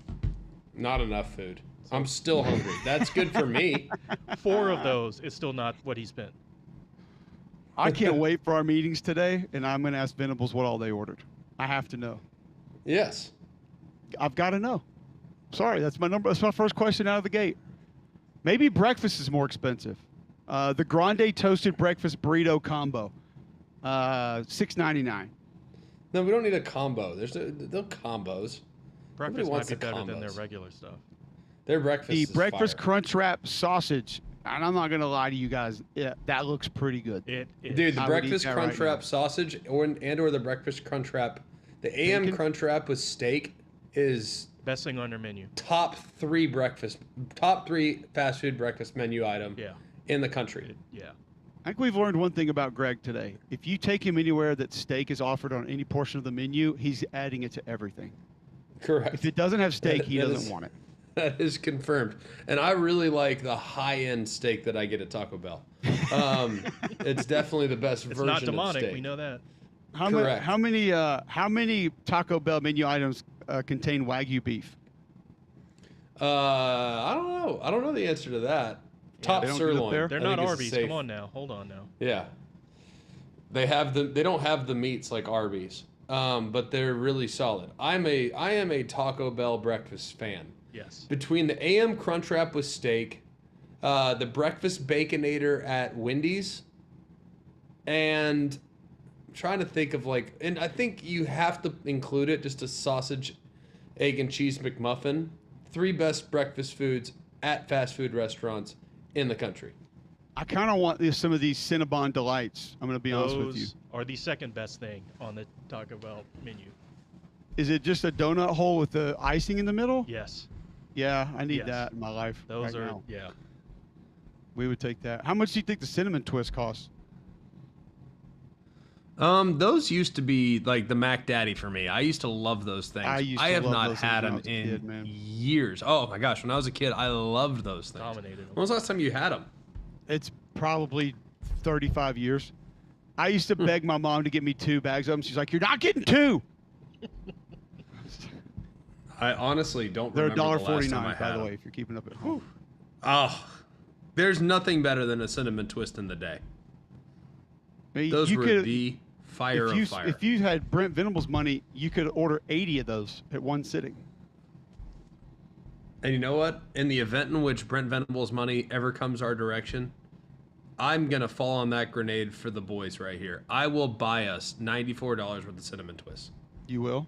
You'll probably have to call Crocker. That's going to Moving require Services to $7 move all your million money. a year salary like Venables. But if we ever, any of us get there, Damien, Saber, if any of us ever hit the lottery, first thing I'm buying, 80 orders of cinnamon twists. Anything you want at Taco Bell.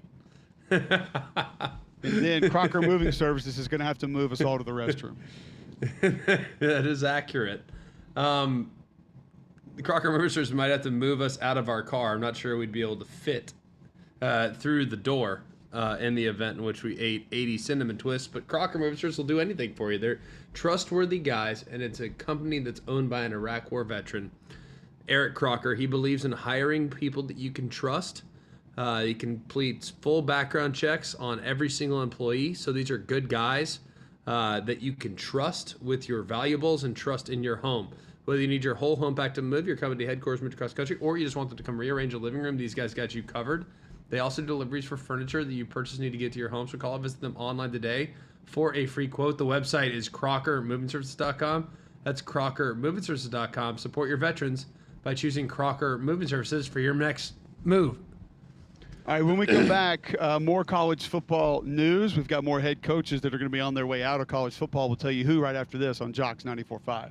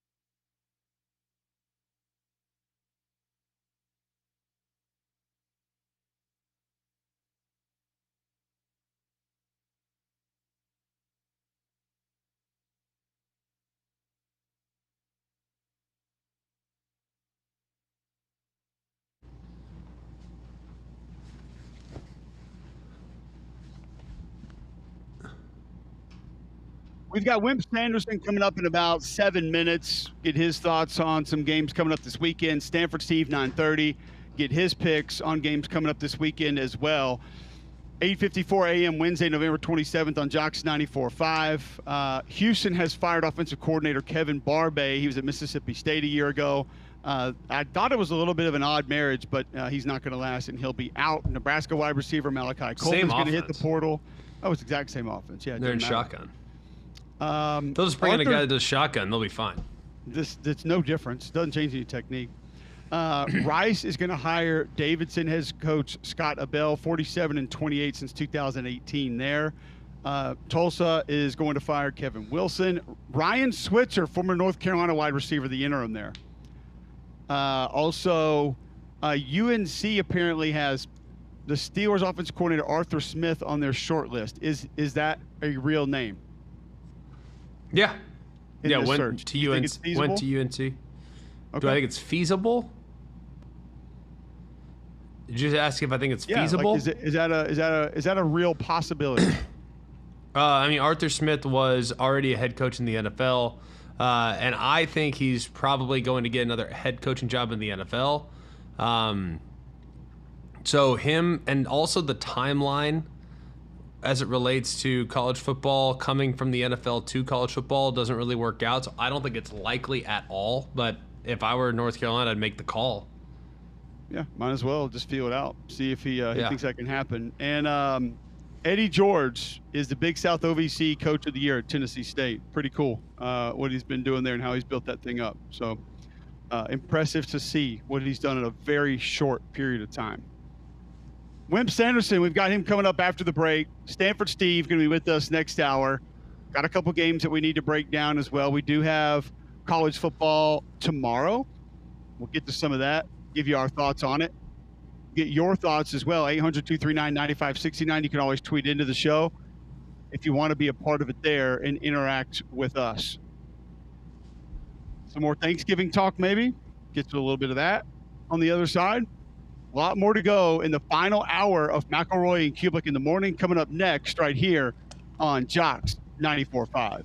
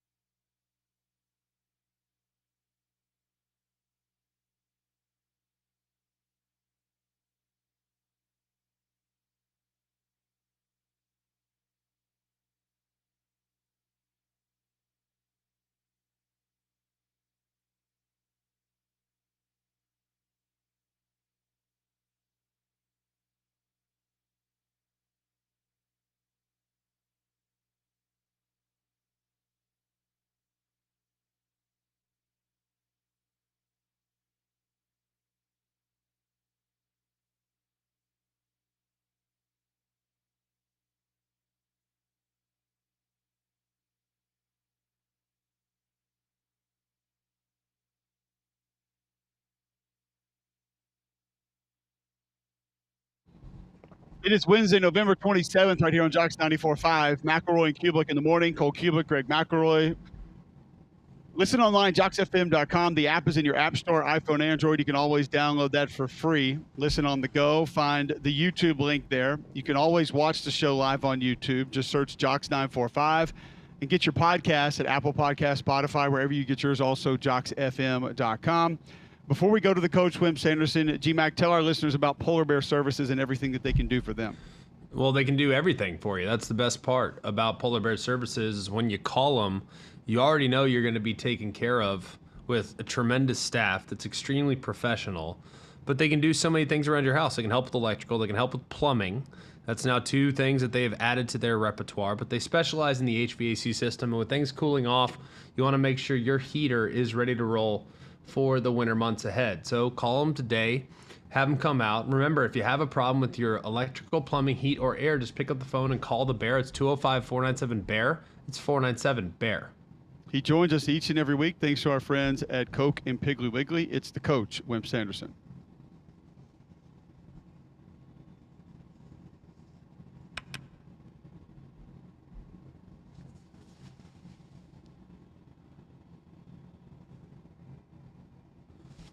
Coach, how you doing today?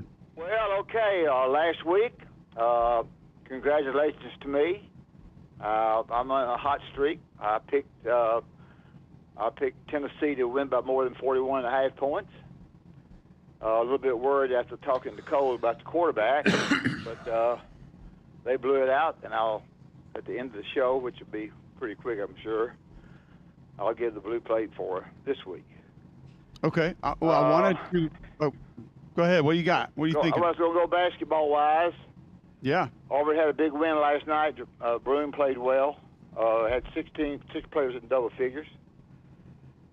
Not taking anything away from Auburn because Alabama plays them too. Beating North Carolina is good. You got to beat North Carolina.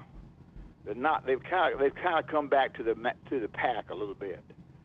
Duke hasn't come back to the pack with changing coaches. Now Auburn has to play Duke at Duke in the ACC Challenge. That'll be a Booger Bear game there. But North Carolina's kind of come back to the pack a little bit, and but a good win for Auburn, and they're playing well defensively, and Broome is having some really good games, and I think they'll be congratulated for that. Of course, they played at Memphis today, and Memphis is hot. The number 1 team in the nation, Connecticut, is playing for the 7th place in that tournament. They've already lost 2 in a row. So Alabama had a good win over Houston last night. They'll play Rutgers, whose only loss was to Kennesaw State. Kennesaw State has a former assistant in Alabama on there. Okay? Anything you want to ask me? I'll keep going. Whatever you want to do. I want to start quickly with Alabama because Greg brought it up earlier in the show that it felt like last year teams that could kind of bang a little bit and teams that could push them around, they had trouble with that. This is a Houston team that's going to be able to do that maybe better than anybody in college basketball, and they withstood that. Are you seeing that portion of this Alabama team be very different so far? I think they're a little bit better defensively. They didn't do very well the first half. The first 10 minutes of the game, they had 7 turnovers. They got knocked around a little bit. I don't think Houston shoots the basketball real well. Alabama, of course, has the ability, and a lot of inside play in that game, more so than usual for both teams. Houston's hard to play. I know their coach real well. Played golf with him all my life, and they're good, and certainly Alabama's good. So it was a good win for them, and I thought they played tough, and I thought they played better defensively, getting better and better defensively. That's what they need to do, they've got a good rotation there, and so both schools played awfully well. Go ahead.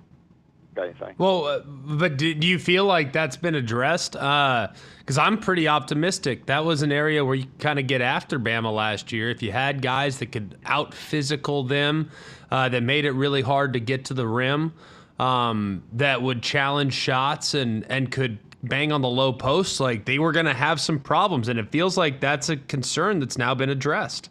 Well, I think it's been addressed. You know, sometimes you address problems, in much football as you play, you can address it. Sometimes it doesn't work out. Yeah, I think they're more physical. I think they're tougher. I think both teams came after each other pretty hard. I would agree to that. I would think for me, coaching the games, you have a coach the basketball end of it, that the defense was better, is getting better, and they're working harder on it. And I think the big shot that Sears hit, it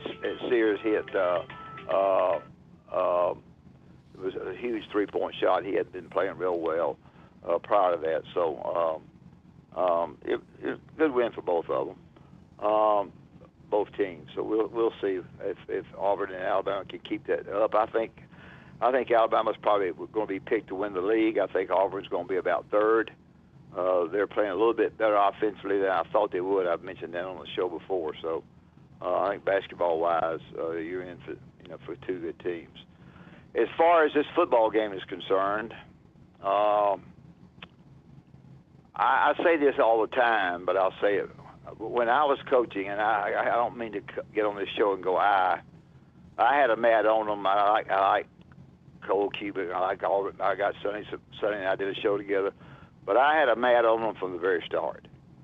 And when it was a whole different week for me. And people have heard me before. But you didn't get around me much. And we got ready to play. It was important to me. Now, how important it is to Alabama and Auburn with their, I think Auburn, I think Alabama, we're not sure if they're going to be ready to play or not. They're maybe they are, maybe they aren't. They weren't ready to play against Oklahoma. We're sitting here in a situation where Auburn is helping them get ready to play. You don't let your players talk. They don't trash mouth. They don't try to get the opponent more ready to play than they already are. Mental is a physical what 3 is to 1. You don't want them to be ready to play mentally by you doing whatever you need to do to kind of throw off on the opponent. So I think that's huge. I tell this every year, but I'll tell it again. I played them one time. I got one of my buddies at Auburn to write my team a letter, and they told us how sorry we were. And it's postmarked Auburn, the whole deal. That kind of thing for me. I had a mad on for Auburn because your mothers weren't even born. When Bill Lynn was the coach at Auburn, I had a big run-ins with him. When you look up Bill Lynn, you'll say, "Good grief, Wimp." I had some problems with him and got out of shape when we were recruiting our first minority against Auburn. So I got a lot of friends at Auburn. Crazy about athletic director is a good friend of mine. But in that particular game, I put all that aside and I get themselves ready. Now I want to ask both of y'all this. Y'all always asking me something. I don't know much. Each one of you tell me what you feel about your team, the team that you played for, being ready to play. What I would tell my team to get them ready to play? Well, what your feeling is about whether they're ready to play and what you would tell them. Just about the game. I feel great about Auburn's confidence right now, coming off what they did against Texas A&M. I think they had to alter the plan just a little bit, and they made some good adjustments. And I don't think that they're going to have to do the exact same things that they did to knock off Alabama. So there are some things I think they've been working on that they're going to be able to pull out that they necessarily haven't spent a ton of time on the last few weeks. Alabama's not going to see everything on film from the last maybe 2-3 games that they're going to get in this game. Plus, they haven't. I mean, now you know what it feels like to win and win an SEC game. And I think that you can kind of build on that. Peyton Thorne has not been making the back-breaking mistakes the last couple of weeks. Defense keeps getting better. I feel good about where they are right now, Coach. Well, I think that's the big point for me with you is they changed some things. They did some things a little bit differently. I thought Alabama did some things a little bit differently against LSU when they played them. Greg, what's your thoughts? I mean, I think Alabama is just remarkably inconsistent because they go as Milroe goes a little bit. When he goes in the tank, the team seemingly goes in the tank sometimes as well.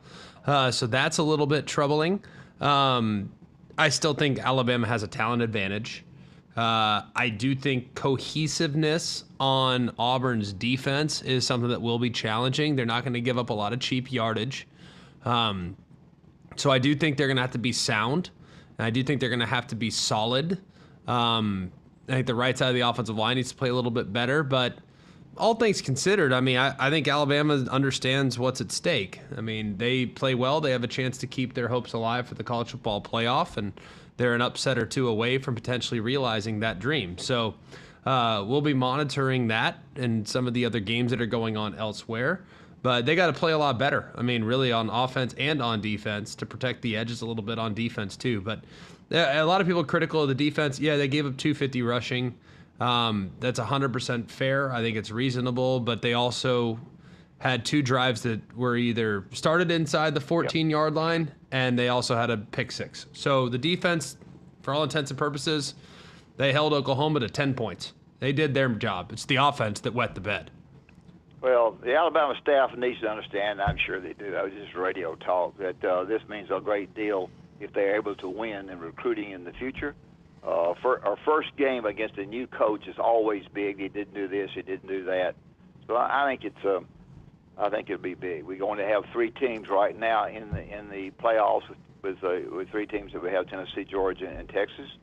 And it'll be interesting to see if we can get another. The door has been left open for Alabama or Clemson to get in if somebody falls out.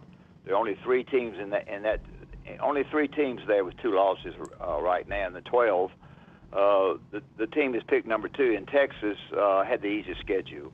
Y'all argued with me at the beginning of the year about it. Not argued, but I didn't agree. But Texas has the easiest schedule, no doubt about it, in my opinion. So it should be very, very interesting to see if Miami can get beat. Alabama has a better shot of getting in.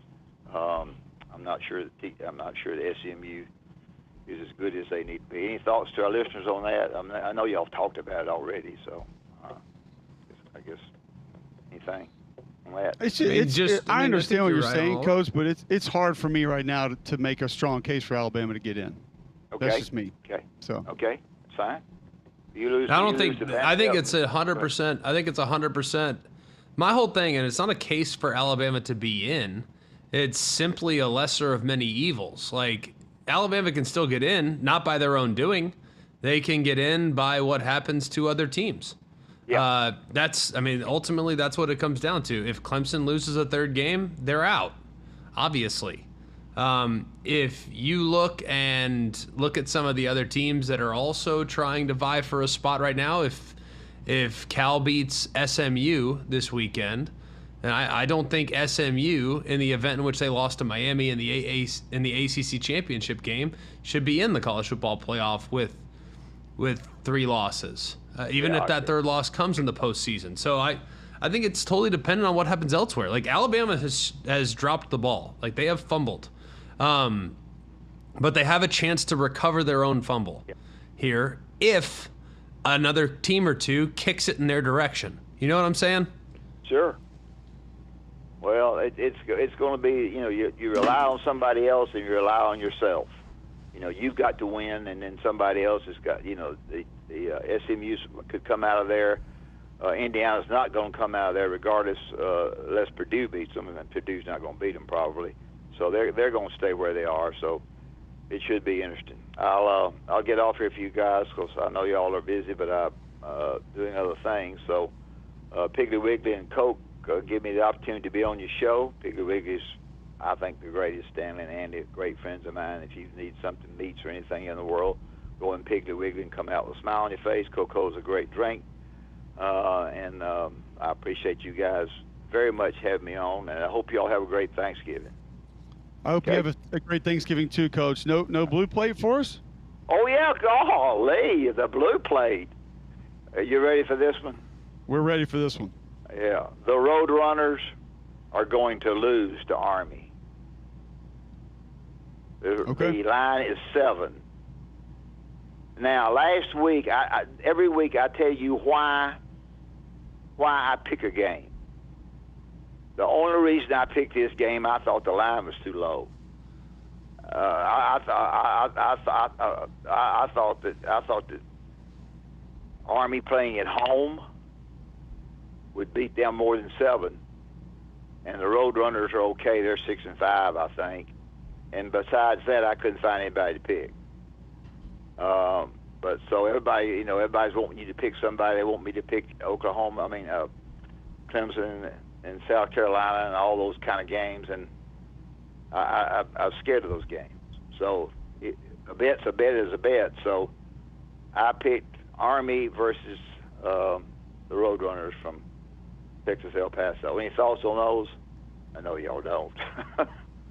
No, just Army a little bit of a letdown last week. I thought they'd give a little bit better fight to Notre Dame, but they get it at home, so that's big. Yeah. Obviously, it's going to be 38, so I think that helps them as far as what UTSA wants to do. Army 7-point favorite. I don't mind that one at all. Yeah, well, good. Well, I don't know what Greg thinks. Anyway, it doesn't really matter who anybody thinks. It's what I thought. So appreciate Love you it. guys. Appreciate y'all and your families, and y'all are great guys. And one of these days I'll visit with you because I want to get both of you together and watch you shoot baskets. You're always talking about shooting baskets. I don't think either one of you can shoot. Okay, we'll have to find out, Coach. All right, later. Bye. Thank you, Coach. Appreciate that. All right, that's Coach Wimp Sanderson joining us on the Buyer's Right Hotline. He joins us each and every week. Thanks to our friends at Coke and Piggly Wiggly. John has an interesting Thanksgiving question for us when we come back. We'll get that from him. First, I'll tell you about Game Day Men's Health. If you're not getting sleep, if you feel on edge, suffering from issues like this, Game Day Men's Health wants to help you now. Maybe you just lack energy. Could be the effects of low testosterone. And Game Day Men's Health wants to help you with that today. Go to GameDayMen'sHealth.com. You can schedule a free consultation right now. They're going to give you a free PSA test, free testosterone test, give you a baseline of where your health is right this very second. And then you go in there and find out about all the other different programs that they have, each of which you can save 10% on by mentioning Cube when you walk in the door. Weight loss programs as well. Locker room environment, stress-free, not going to really try and force you in anything that you don't want to do. So go check out Game Day Men's Health today. Why wouldn't you? Go to GameDayMen'sHealth.com, schedule a free consultation, get the free PSA test, get the free testosterone test, find out exactly where you are right now. You can go to GameDayMen'sHealth.com. And remember, when you do, minimal upfront cost for all the programs that they offer right there at Game Day Men's Health. Maybe you're going to wait until after Thanksgiving to get the diet started. They're going to help you get going right there at Game Day Men's Health. Tell them you heard about them right here on McElroy and Cubelic in the morning. And when we come back, another Thanksgiving discussion next on Jocks 94.5.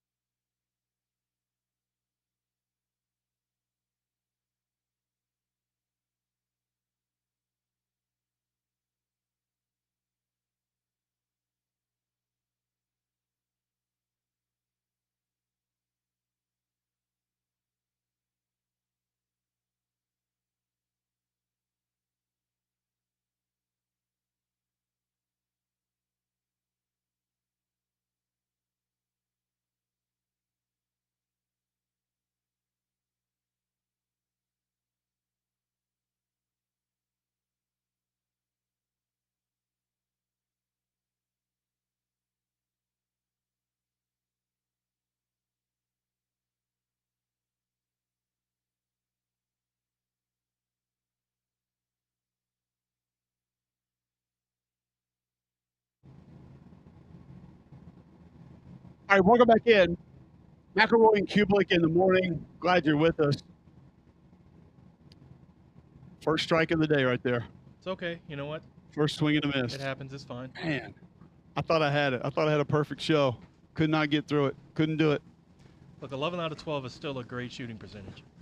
9:21 a.m. Wednesday, November 27th, right here on Jocks 94.5. G-Mac, tell our listeners about Bromberg's. Well, Bromberg's is the one-stop shop. If you're in the market for a high-end shopping experience, a luxury shopping experience that is unique to Bromberg's, know that there's 2 locations that can accommodate you. Mountain Brook Village and the Summit. You can also shop online at brombergs.com. This is the group that has set the standard in fine jewelry, watches, giftware, and the very best in customer service. It's the place to go if you are in the market for a timeless piece. So go and check them out in one of those 2 spots. You can also go online at brombergs.com. All right. Also yesterday in college hoops, quickly, South Alabama went down to Western Illinois 64-63. South Alabama just 5 of 26 from behind the three-point line, so they struggled in that department, dropping that game. John, you had a Thanksgiving question you wanted to throw out to us in the last break you were talking about. Yeah, all of the talk and discussion of the food and the side dishes and everything got me thinking, because I wanted to know actually really how the guys, how all of us would be spending the actual Thanksgiving day. I mean, I assume we're going to sleep through the Giants and Cowboys game, because who really wants to watch that? We've got some games later on in the day. But then it got me thinking, all right, well, I know we typically will sit around and watch the games, but we go help out in the kitchen for a little bit. Like, I'm going to go make a couple dishes, whatever, or 2. But I don't know how much. We know that Greg he's a musician. He was first chair. But I don't know how much, like, in the kitchen, like a chef. Like, I don't know how much you guys are. So I'd ask him in the break, and I'm asking now, if something happened to where, like, you had to step up and make part of the meal, like, I don't know, like, say someone got sick or just couldn't handle it, but, like, the kids are able to watch, they're taken care of, like, you don't have to worry about watching over them, like, you could just concentrate in the kitchen. Could you make something that would be of the normal quality of Thanksgiving? Like, could you make it tomorrow and have it be maybe not exactly as good as mom or the wife or someone like that makes it, but at least, hey, you know what, this ain't bad. Like, could you do it? Mashed potatoes, yes, I know I could. I feel like I could get some gravy out there for you. Okay. Any casserole, I'm going to say no, just because of, like, the whole layered aspect of that and how it needs to be done. Just not, no. I absolutely could roll down to honey baked ham and grab a ham and bring it in there and have it There ready. we go. That doesn't require any skill. Is the job done? That is the job done. That is a lock. Requires a That is bank a account. lock. That's a skill. Could get that done. Yeah. God, desserts. Like, could I make a pie? Absolutely not. No chance. Zero chance At that point, whatsoever. I'm going store bought. Yeah. Yeah, it's too just much not effort. going to take Yeah. place. I think I could get the turkey done. I wouldn't have a lot of confidence that it would come out tasting real good, to be honest with you. So, yeah, it would be limited, but I could help. Okay. All right. I think Biscuits, I could get probably, biscuits done. Sorry, I can make you some biscuits. Oh, okay. Oh, yeah. Wait. Yeah. Wow, Actually, that biscuits requires are like great. Pillsbury. Yeah. Is. Exactly, I Pillsbury. could turn that can and hear it crack and pull those things out. I could do it. I know I could do You it. can do it the best of them. I could get it done. Yeah. You wouldn't Wow. jump when the can busts open. You wouldn't be startled. You used Nope. to it. Okay. And I'd press the okay. little Yep. Pillsbury Doughboy's belly and hear him go hee hee. See, that's a skill. Nice. That's there a you go. skill. That does require tremendous skill. I think if I had instructions, like if you gave me the recipe, done. I could handle it. Anything, any of those things. I'm not saying it would taste as good because it would be a step-by-step process. But it needs to be specific, and it would take me hours upon hours. But I actually think I could recreate every one of those dishes with relative ease. It just wouldn't be as efficient as the people waiting on food would like. Could you multitask and do like the turkey and side, even with instructions stuff? Could you multitask and do multiple orders? Like, no, I can just do the turkey. Like, that's it. No, I would. Here's how I would do it. All right, I would put the turkey in the smoker. That I can manage. Okay. So I know I got the smoker set. I got that handled. Then my attention would be paid to the interior, where I'd be focusing on all the different casseroles, salad, the mashed potatoes, what have you. So I think I could handle it, but I wouldn't be able to do the turkey in the oven. That would be the struggle, because when multiple things are going in the oven at once, that's where I'd struggle. Yeah. How long was that in? How long was that in? That needs to come out. We got to check this. That's where the multitasking when using one oven at one temperature is what would become really tough for me.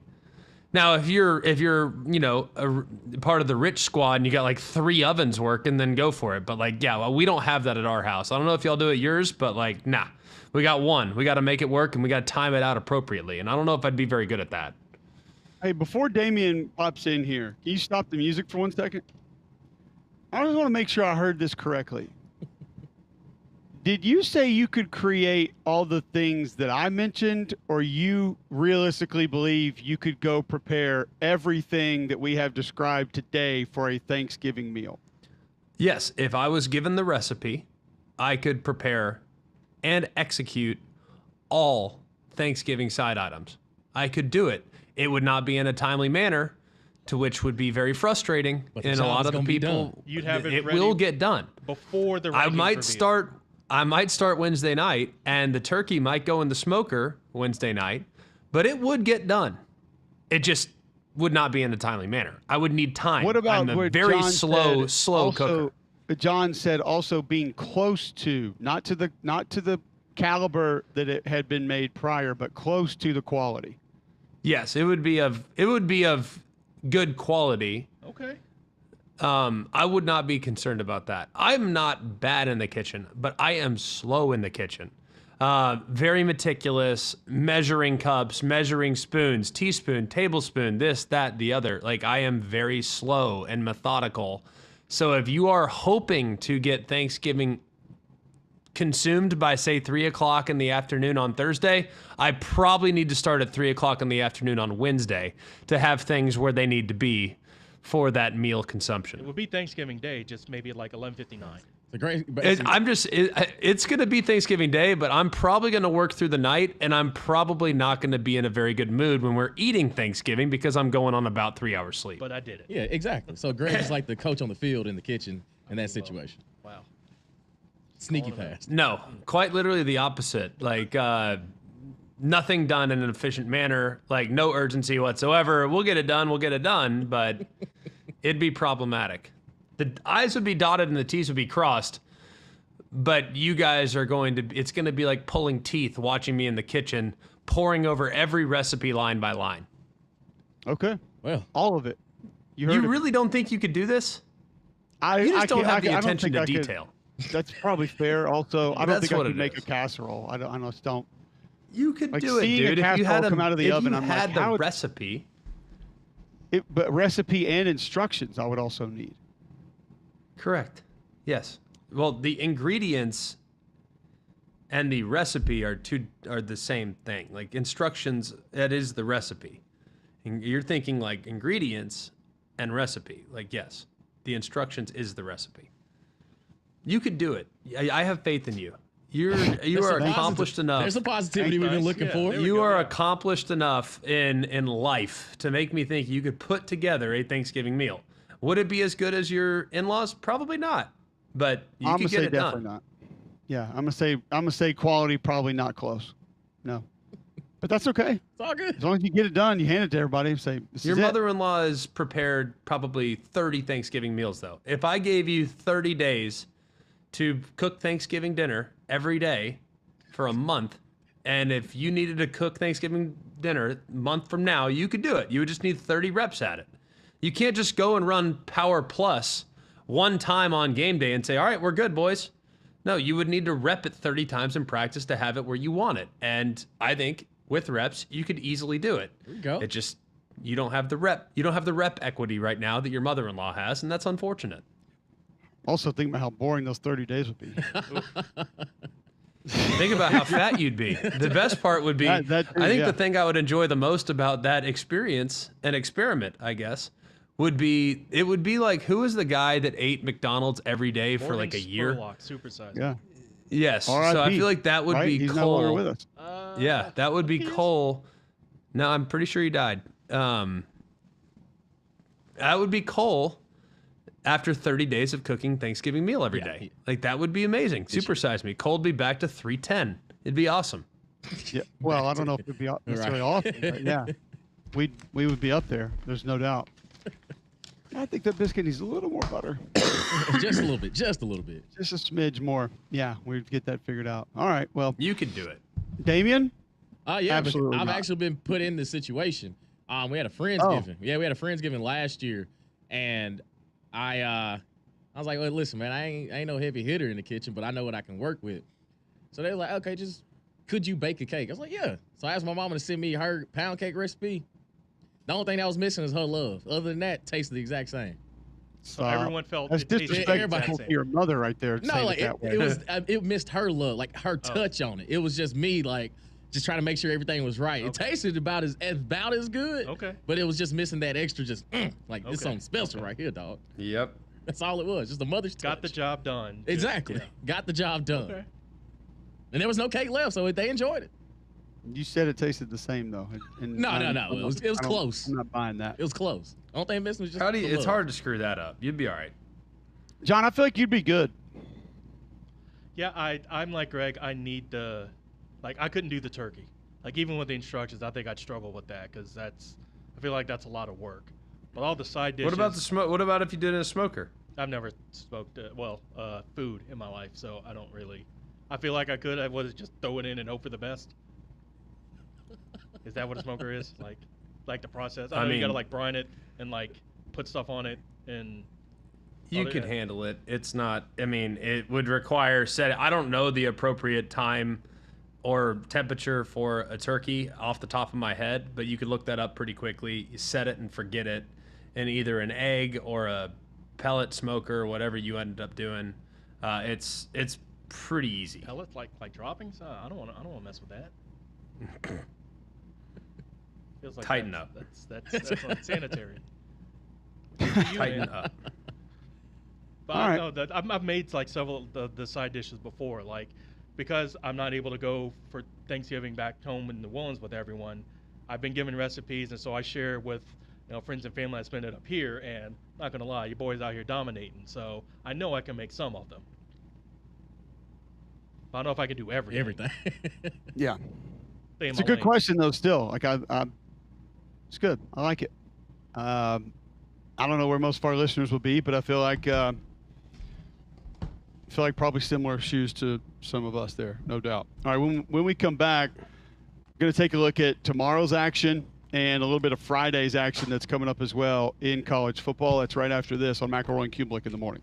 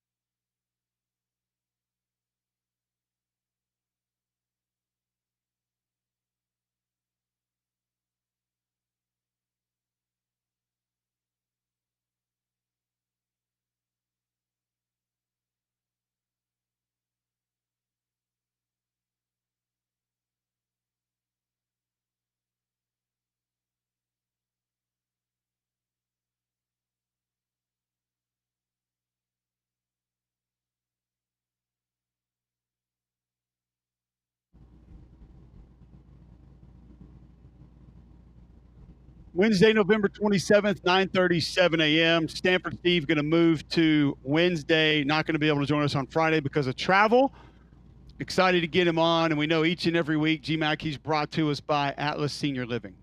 Yeah, Atlas Senior Living is the very best. The senior living community where they'll take care of your loved ones like no other. They do a great job of making sure they provide the stimulation and the top quality service that you can always expect from Atlas Senior Living. Want to also give a shout out to Roberta Latimer from Madison at the Range in Madison, Alabama. She won the football winners from week 13, and the public pool winner goes to Troy Rogers. He wins $200 Amazon gift card. So if you want to sign up for the Atlas football pool, visit atlasseniorliving.com, click on the football banner, and you can enter to win $200 Amazon gift card. So go atlasseniorliving.com, click on the football banner, pick some winners, and have some fun. And we welcome him in. He is Stanford Steve. Steve, it's an interesting week, obviously, with some teams out of the playoff hunt, with some teams in the playoff hunt. Kind of wild to kind of see where these guys might kind of come out from an energy standpoint. Like, how do we view a team like Georgia, who's a 19.5 point favorite against Georgia Tech? Georgia doesn't have to have it. So how do you read lines like that? Well, the one thing that always comes up with this week, Greg, is we're all being thankful for Thanksgiving. But the whole thing that always comes back to me is just good old genuine hate. And I love hate makes rivalries. Like I can't wait to get to College Station to see those people all ramped up for Texas coming in. It's going to be awesome. But when you look at Georgia, I feel like there's still plenty to play for because they still need to improve. They got to provide some consistency. People want to pick apart the UMass game. I'm not going to do that. But knowing what they looked like being there at firsthand against Tennessee, you saw the makings. And I got a chance to talk to Todd Monken on the field before the Monday night game. And we were just going through, like, him watching from afar. And he's like, you really do forget. And people have said it all year. But he's like, just the intricacies of Carson being able to rely, always knowing where Ladd McConkey and Brock Bowers were, where they were going to line up, and when he can move them. I just thought it was super interesting to see Carson really struggle with that because also the guys up front were holding their part. They had injuries, but to see them firsthand against Tennessee and then look at this matchup against Georgia Tech, Georgia Tech's not going to, overpower you. I think they're going to try and out-formation you. But I like what you think about what Georgia has played against with the likes of Tennessee, with the likes of Ole Miss, with the likes of Texas. Like, they've done a good job adjusting to all that stuff, and that's what Georgia Tech bases their front on. It does feel like a lot of points, but, how much quarterback run could Georgia Tech get going? That worries me against Georgia because now you're talking about extra hits that Georgia defense gets on your quarterback and knowing how inconsistent that position has been. So I look at Georgia as taking care of business. I don't have any interest in laying all those points, though.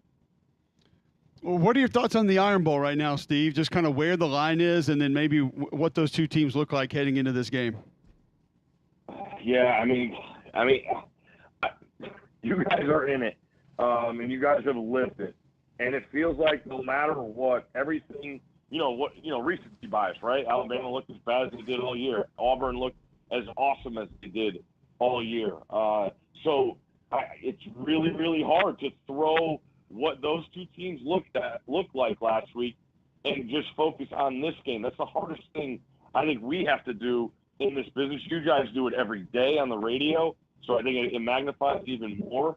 But when you look at it, Alabama's going to play better. They're going to be at home. The home crowd is going to make their defense play better.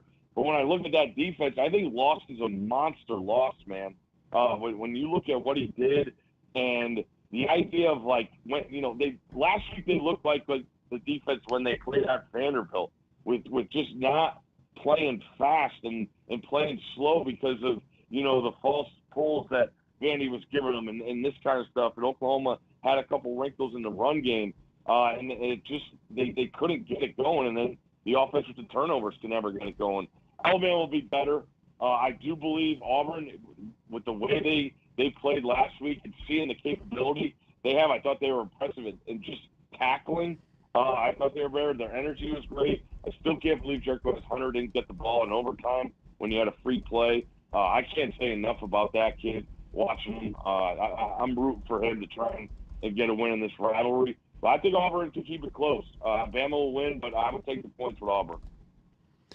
How would you assess Ohio State, Michigan? I mean, I look at Michigan. I don't know how they score. I think they're awful on offense, but I do think their defense can beat Ohio State up a little bit up the middle of the offensive line.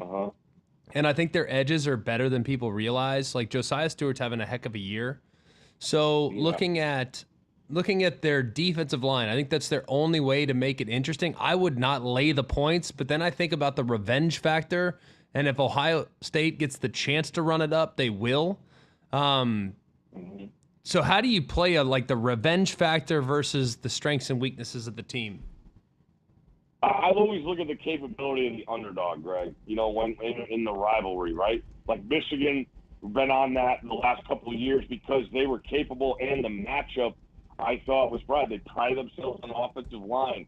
And Ohio State, they got all those stars on the defensive line, but they're not that. But then I look at Ohio State and talking to Indiana people, they're like, Mason Graham and Grant are better than the two interior guys for Ohio State. So what did Ohio State do to compensate? They brought heat, man. Like being on the sidelines there, it was like a wave. Like you saw, I was standing behind the Indiana offensive line. It was, you saw all the white jerseys, and then all of a sudden the red just came over the top and Rourke had nowhere to go. So I thought Knowles was brilliant in there. And now when you look at Michigan offensively, it sounds like Loveland's not going to be able to go.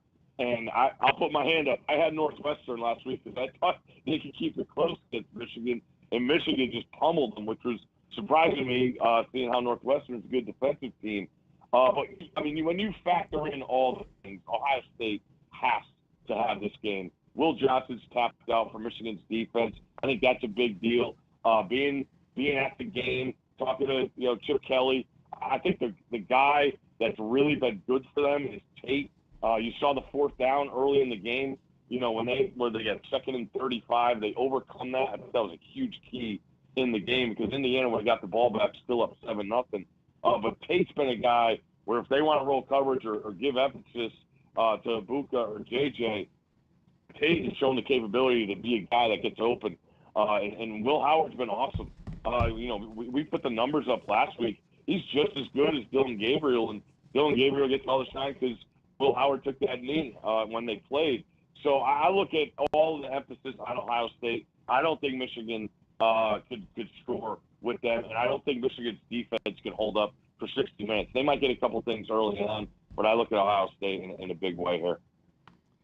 All right, I got to ask you about Texas A&M. Texas -5 in this game. They're the better football team, but this is just one that if you went position by position, unit by unit, coaching, whatever you want to, it's probably going to lean Texas in every way. But the football gods have a way of doing funny things sometimes, and this is one that you feel like they would just want Texas A&M to win for a lot of reasons that we all know. How do you view this matchup this weekend? I don't think the committee wants Texas A&M to win, Cole. I think that shuffles things up even more. But I just look at the matchup. I've waited. I'm just watching all week. I can't wait to see what Sark and that Texas offense, because the offensive line hasn't played up to par.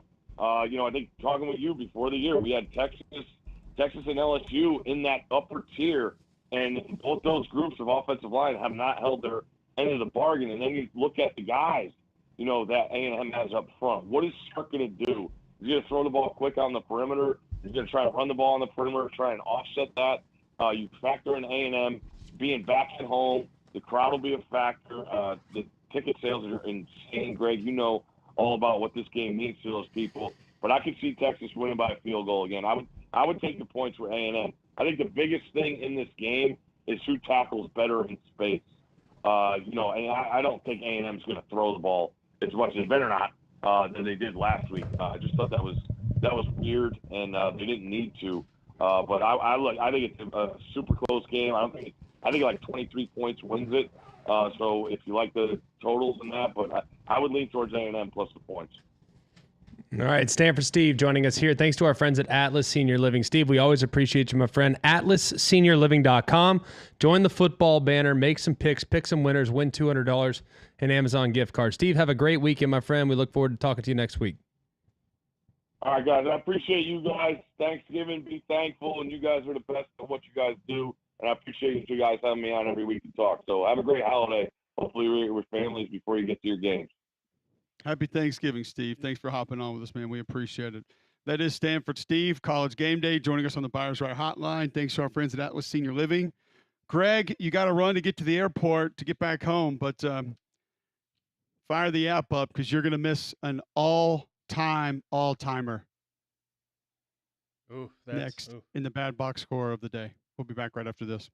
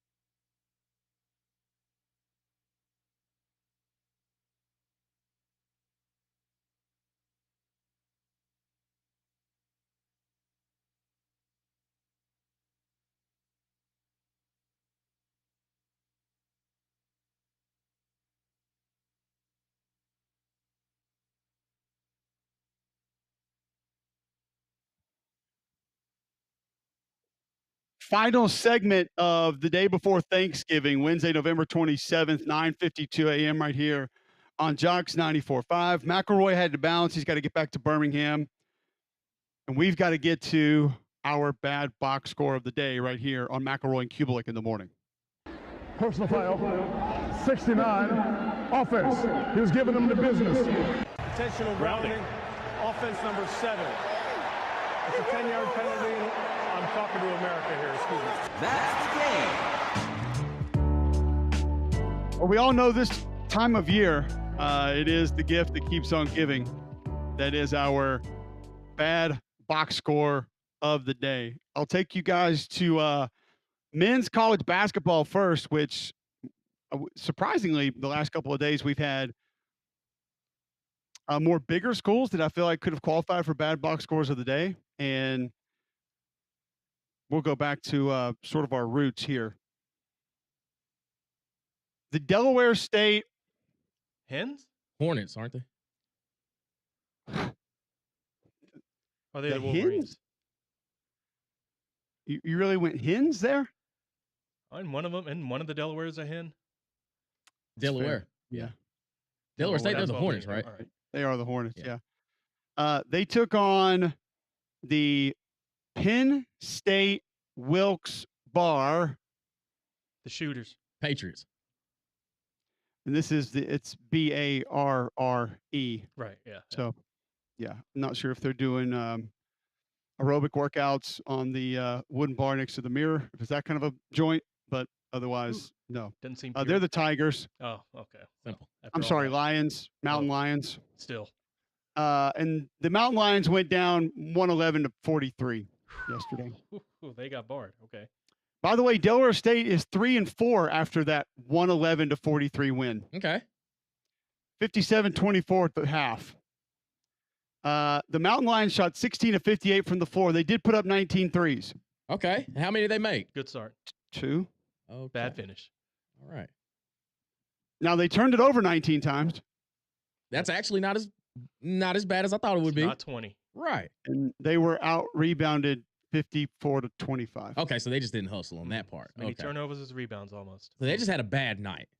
Well, yeah, the defensive rebounds were 35 to 15. Oh. Little hustle. Oh. Delaware State shot 42 of 73, 9 of 19 from 3. 4 of their 5 starters were in double figures. We'll go to junior college basketball, where, stick with me here, the Nueita Hadassah Sanish College Patriots. Nuh-uh. They're the Choctaws. on we're going to move on to the United Tribes Technical College, which is who knocked them off. Oof. They're the Indians. Okay, that's just that. Are they? I don't know the mascots. Yeah, they're the United Tribes. Yeah. Oh. Feels like they were one of Native Americans, but okay. Let's just bypass that portion of this. The United Tribes Technical College just snuck past Nueita Hadassah Sanish College. Turn the music off, please. 155 to 58. Oh. Whoa. So Oh my Lord. they put up 50 something and had triple dig put on them. United Tribes Technical College shot 69 of 108. There we go. There we go. Put 'em up. 108 shots in the game. Let's go. And Greg They Nixon had was- ugh. 1, 2, 3, 4, 5, 6, 7, 8 players in double figures. Let's They go. shot 12 of 34 from 3.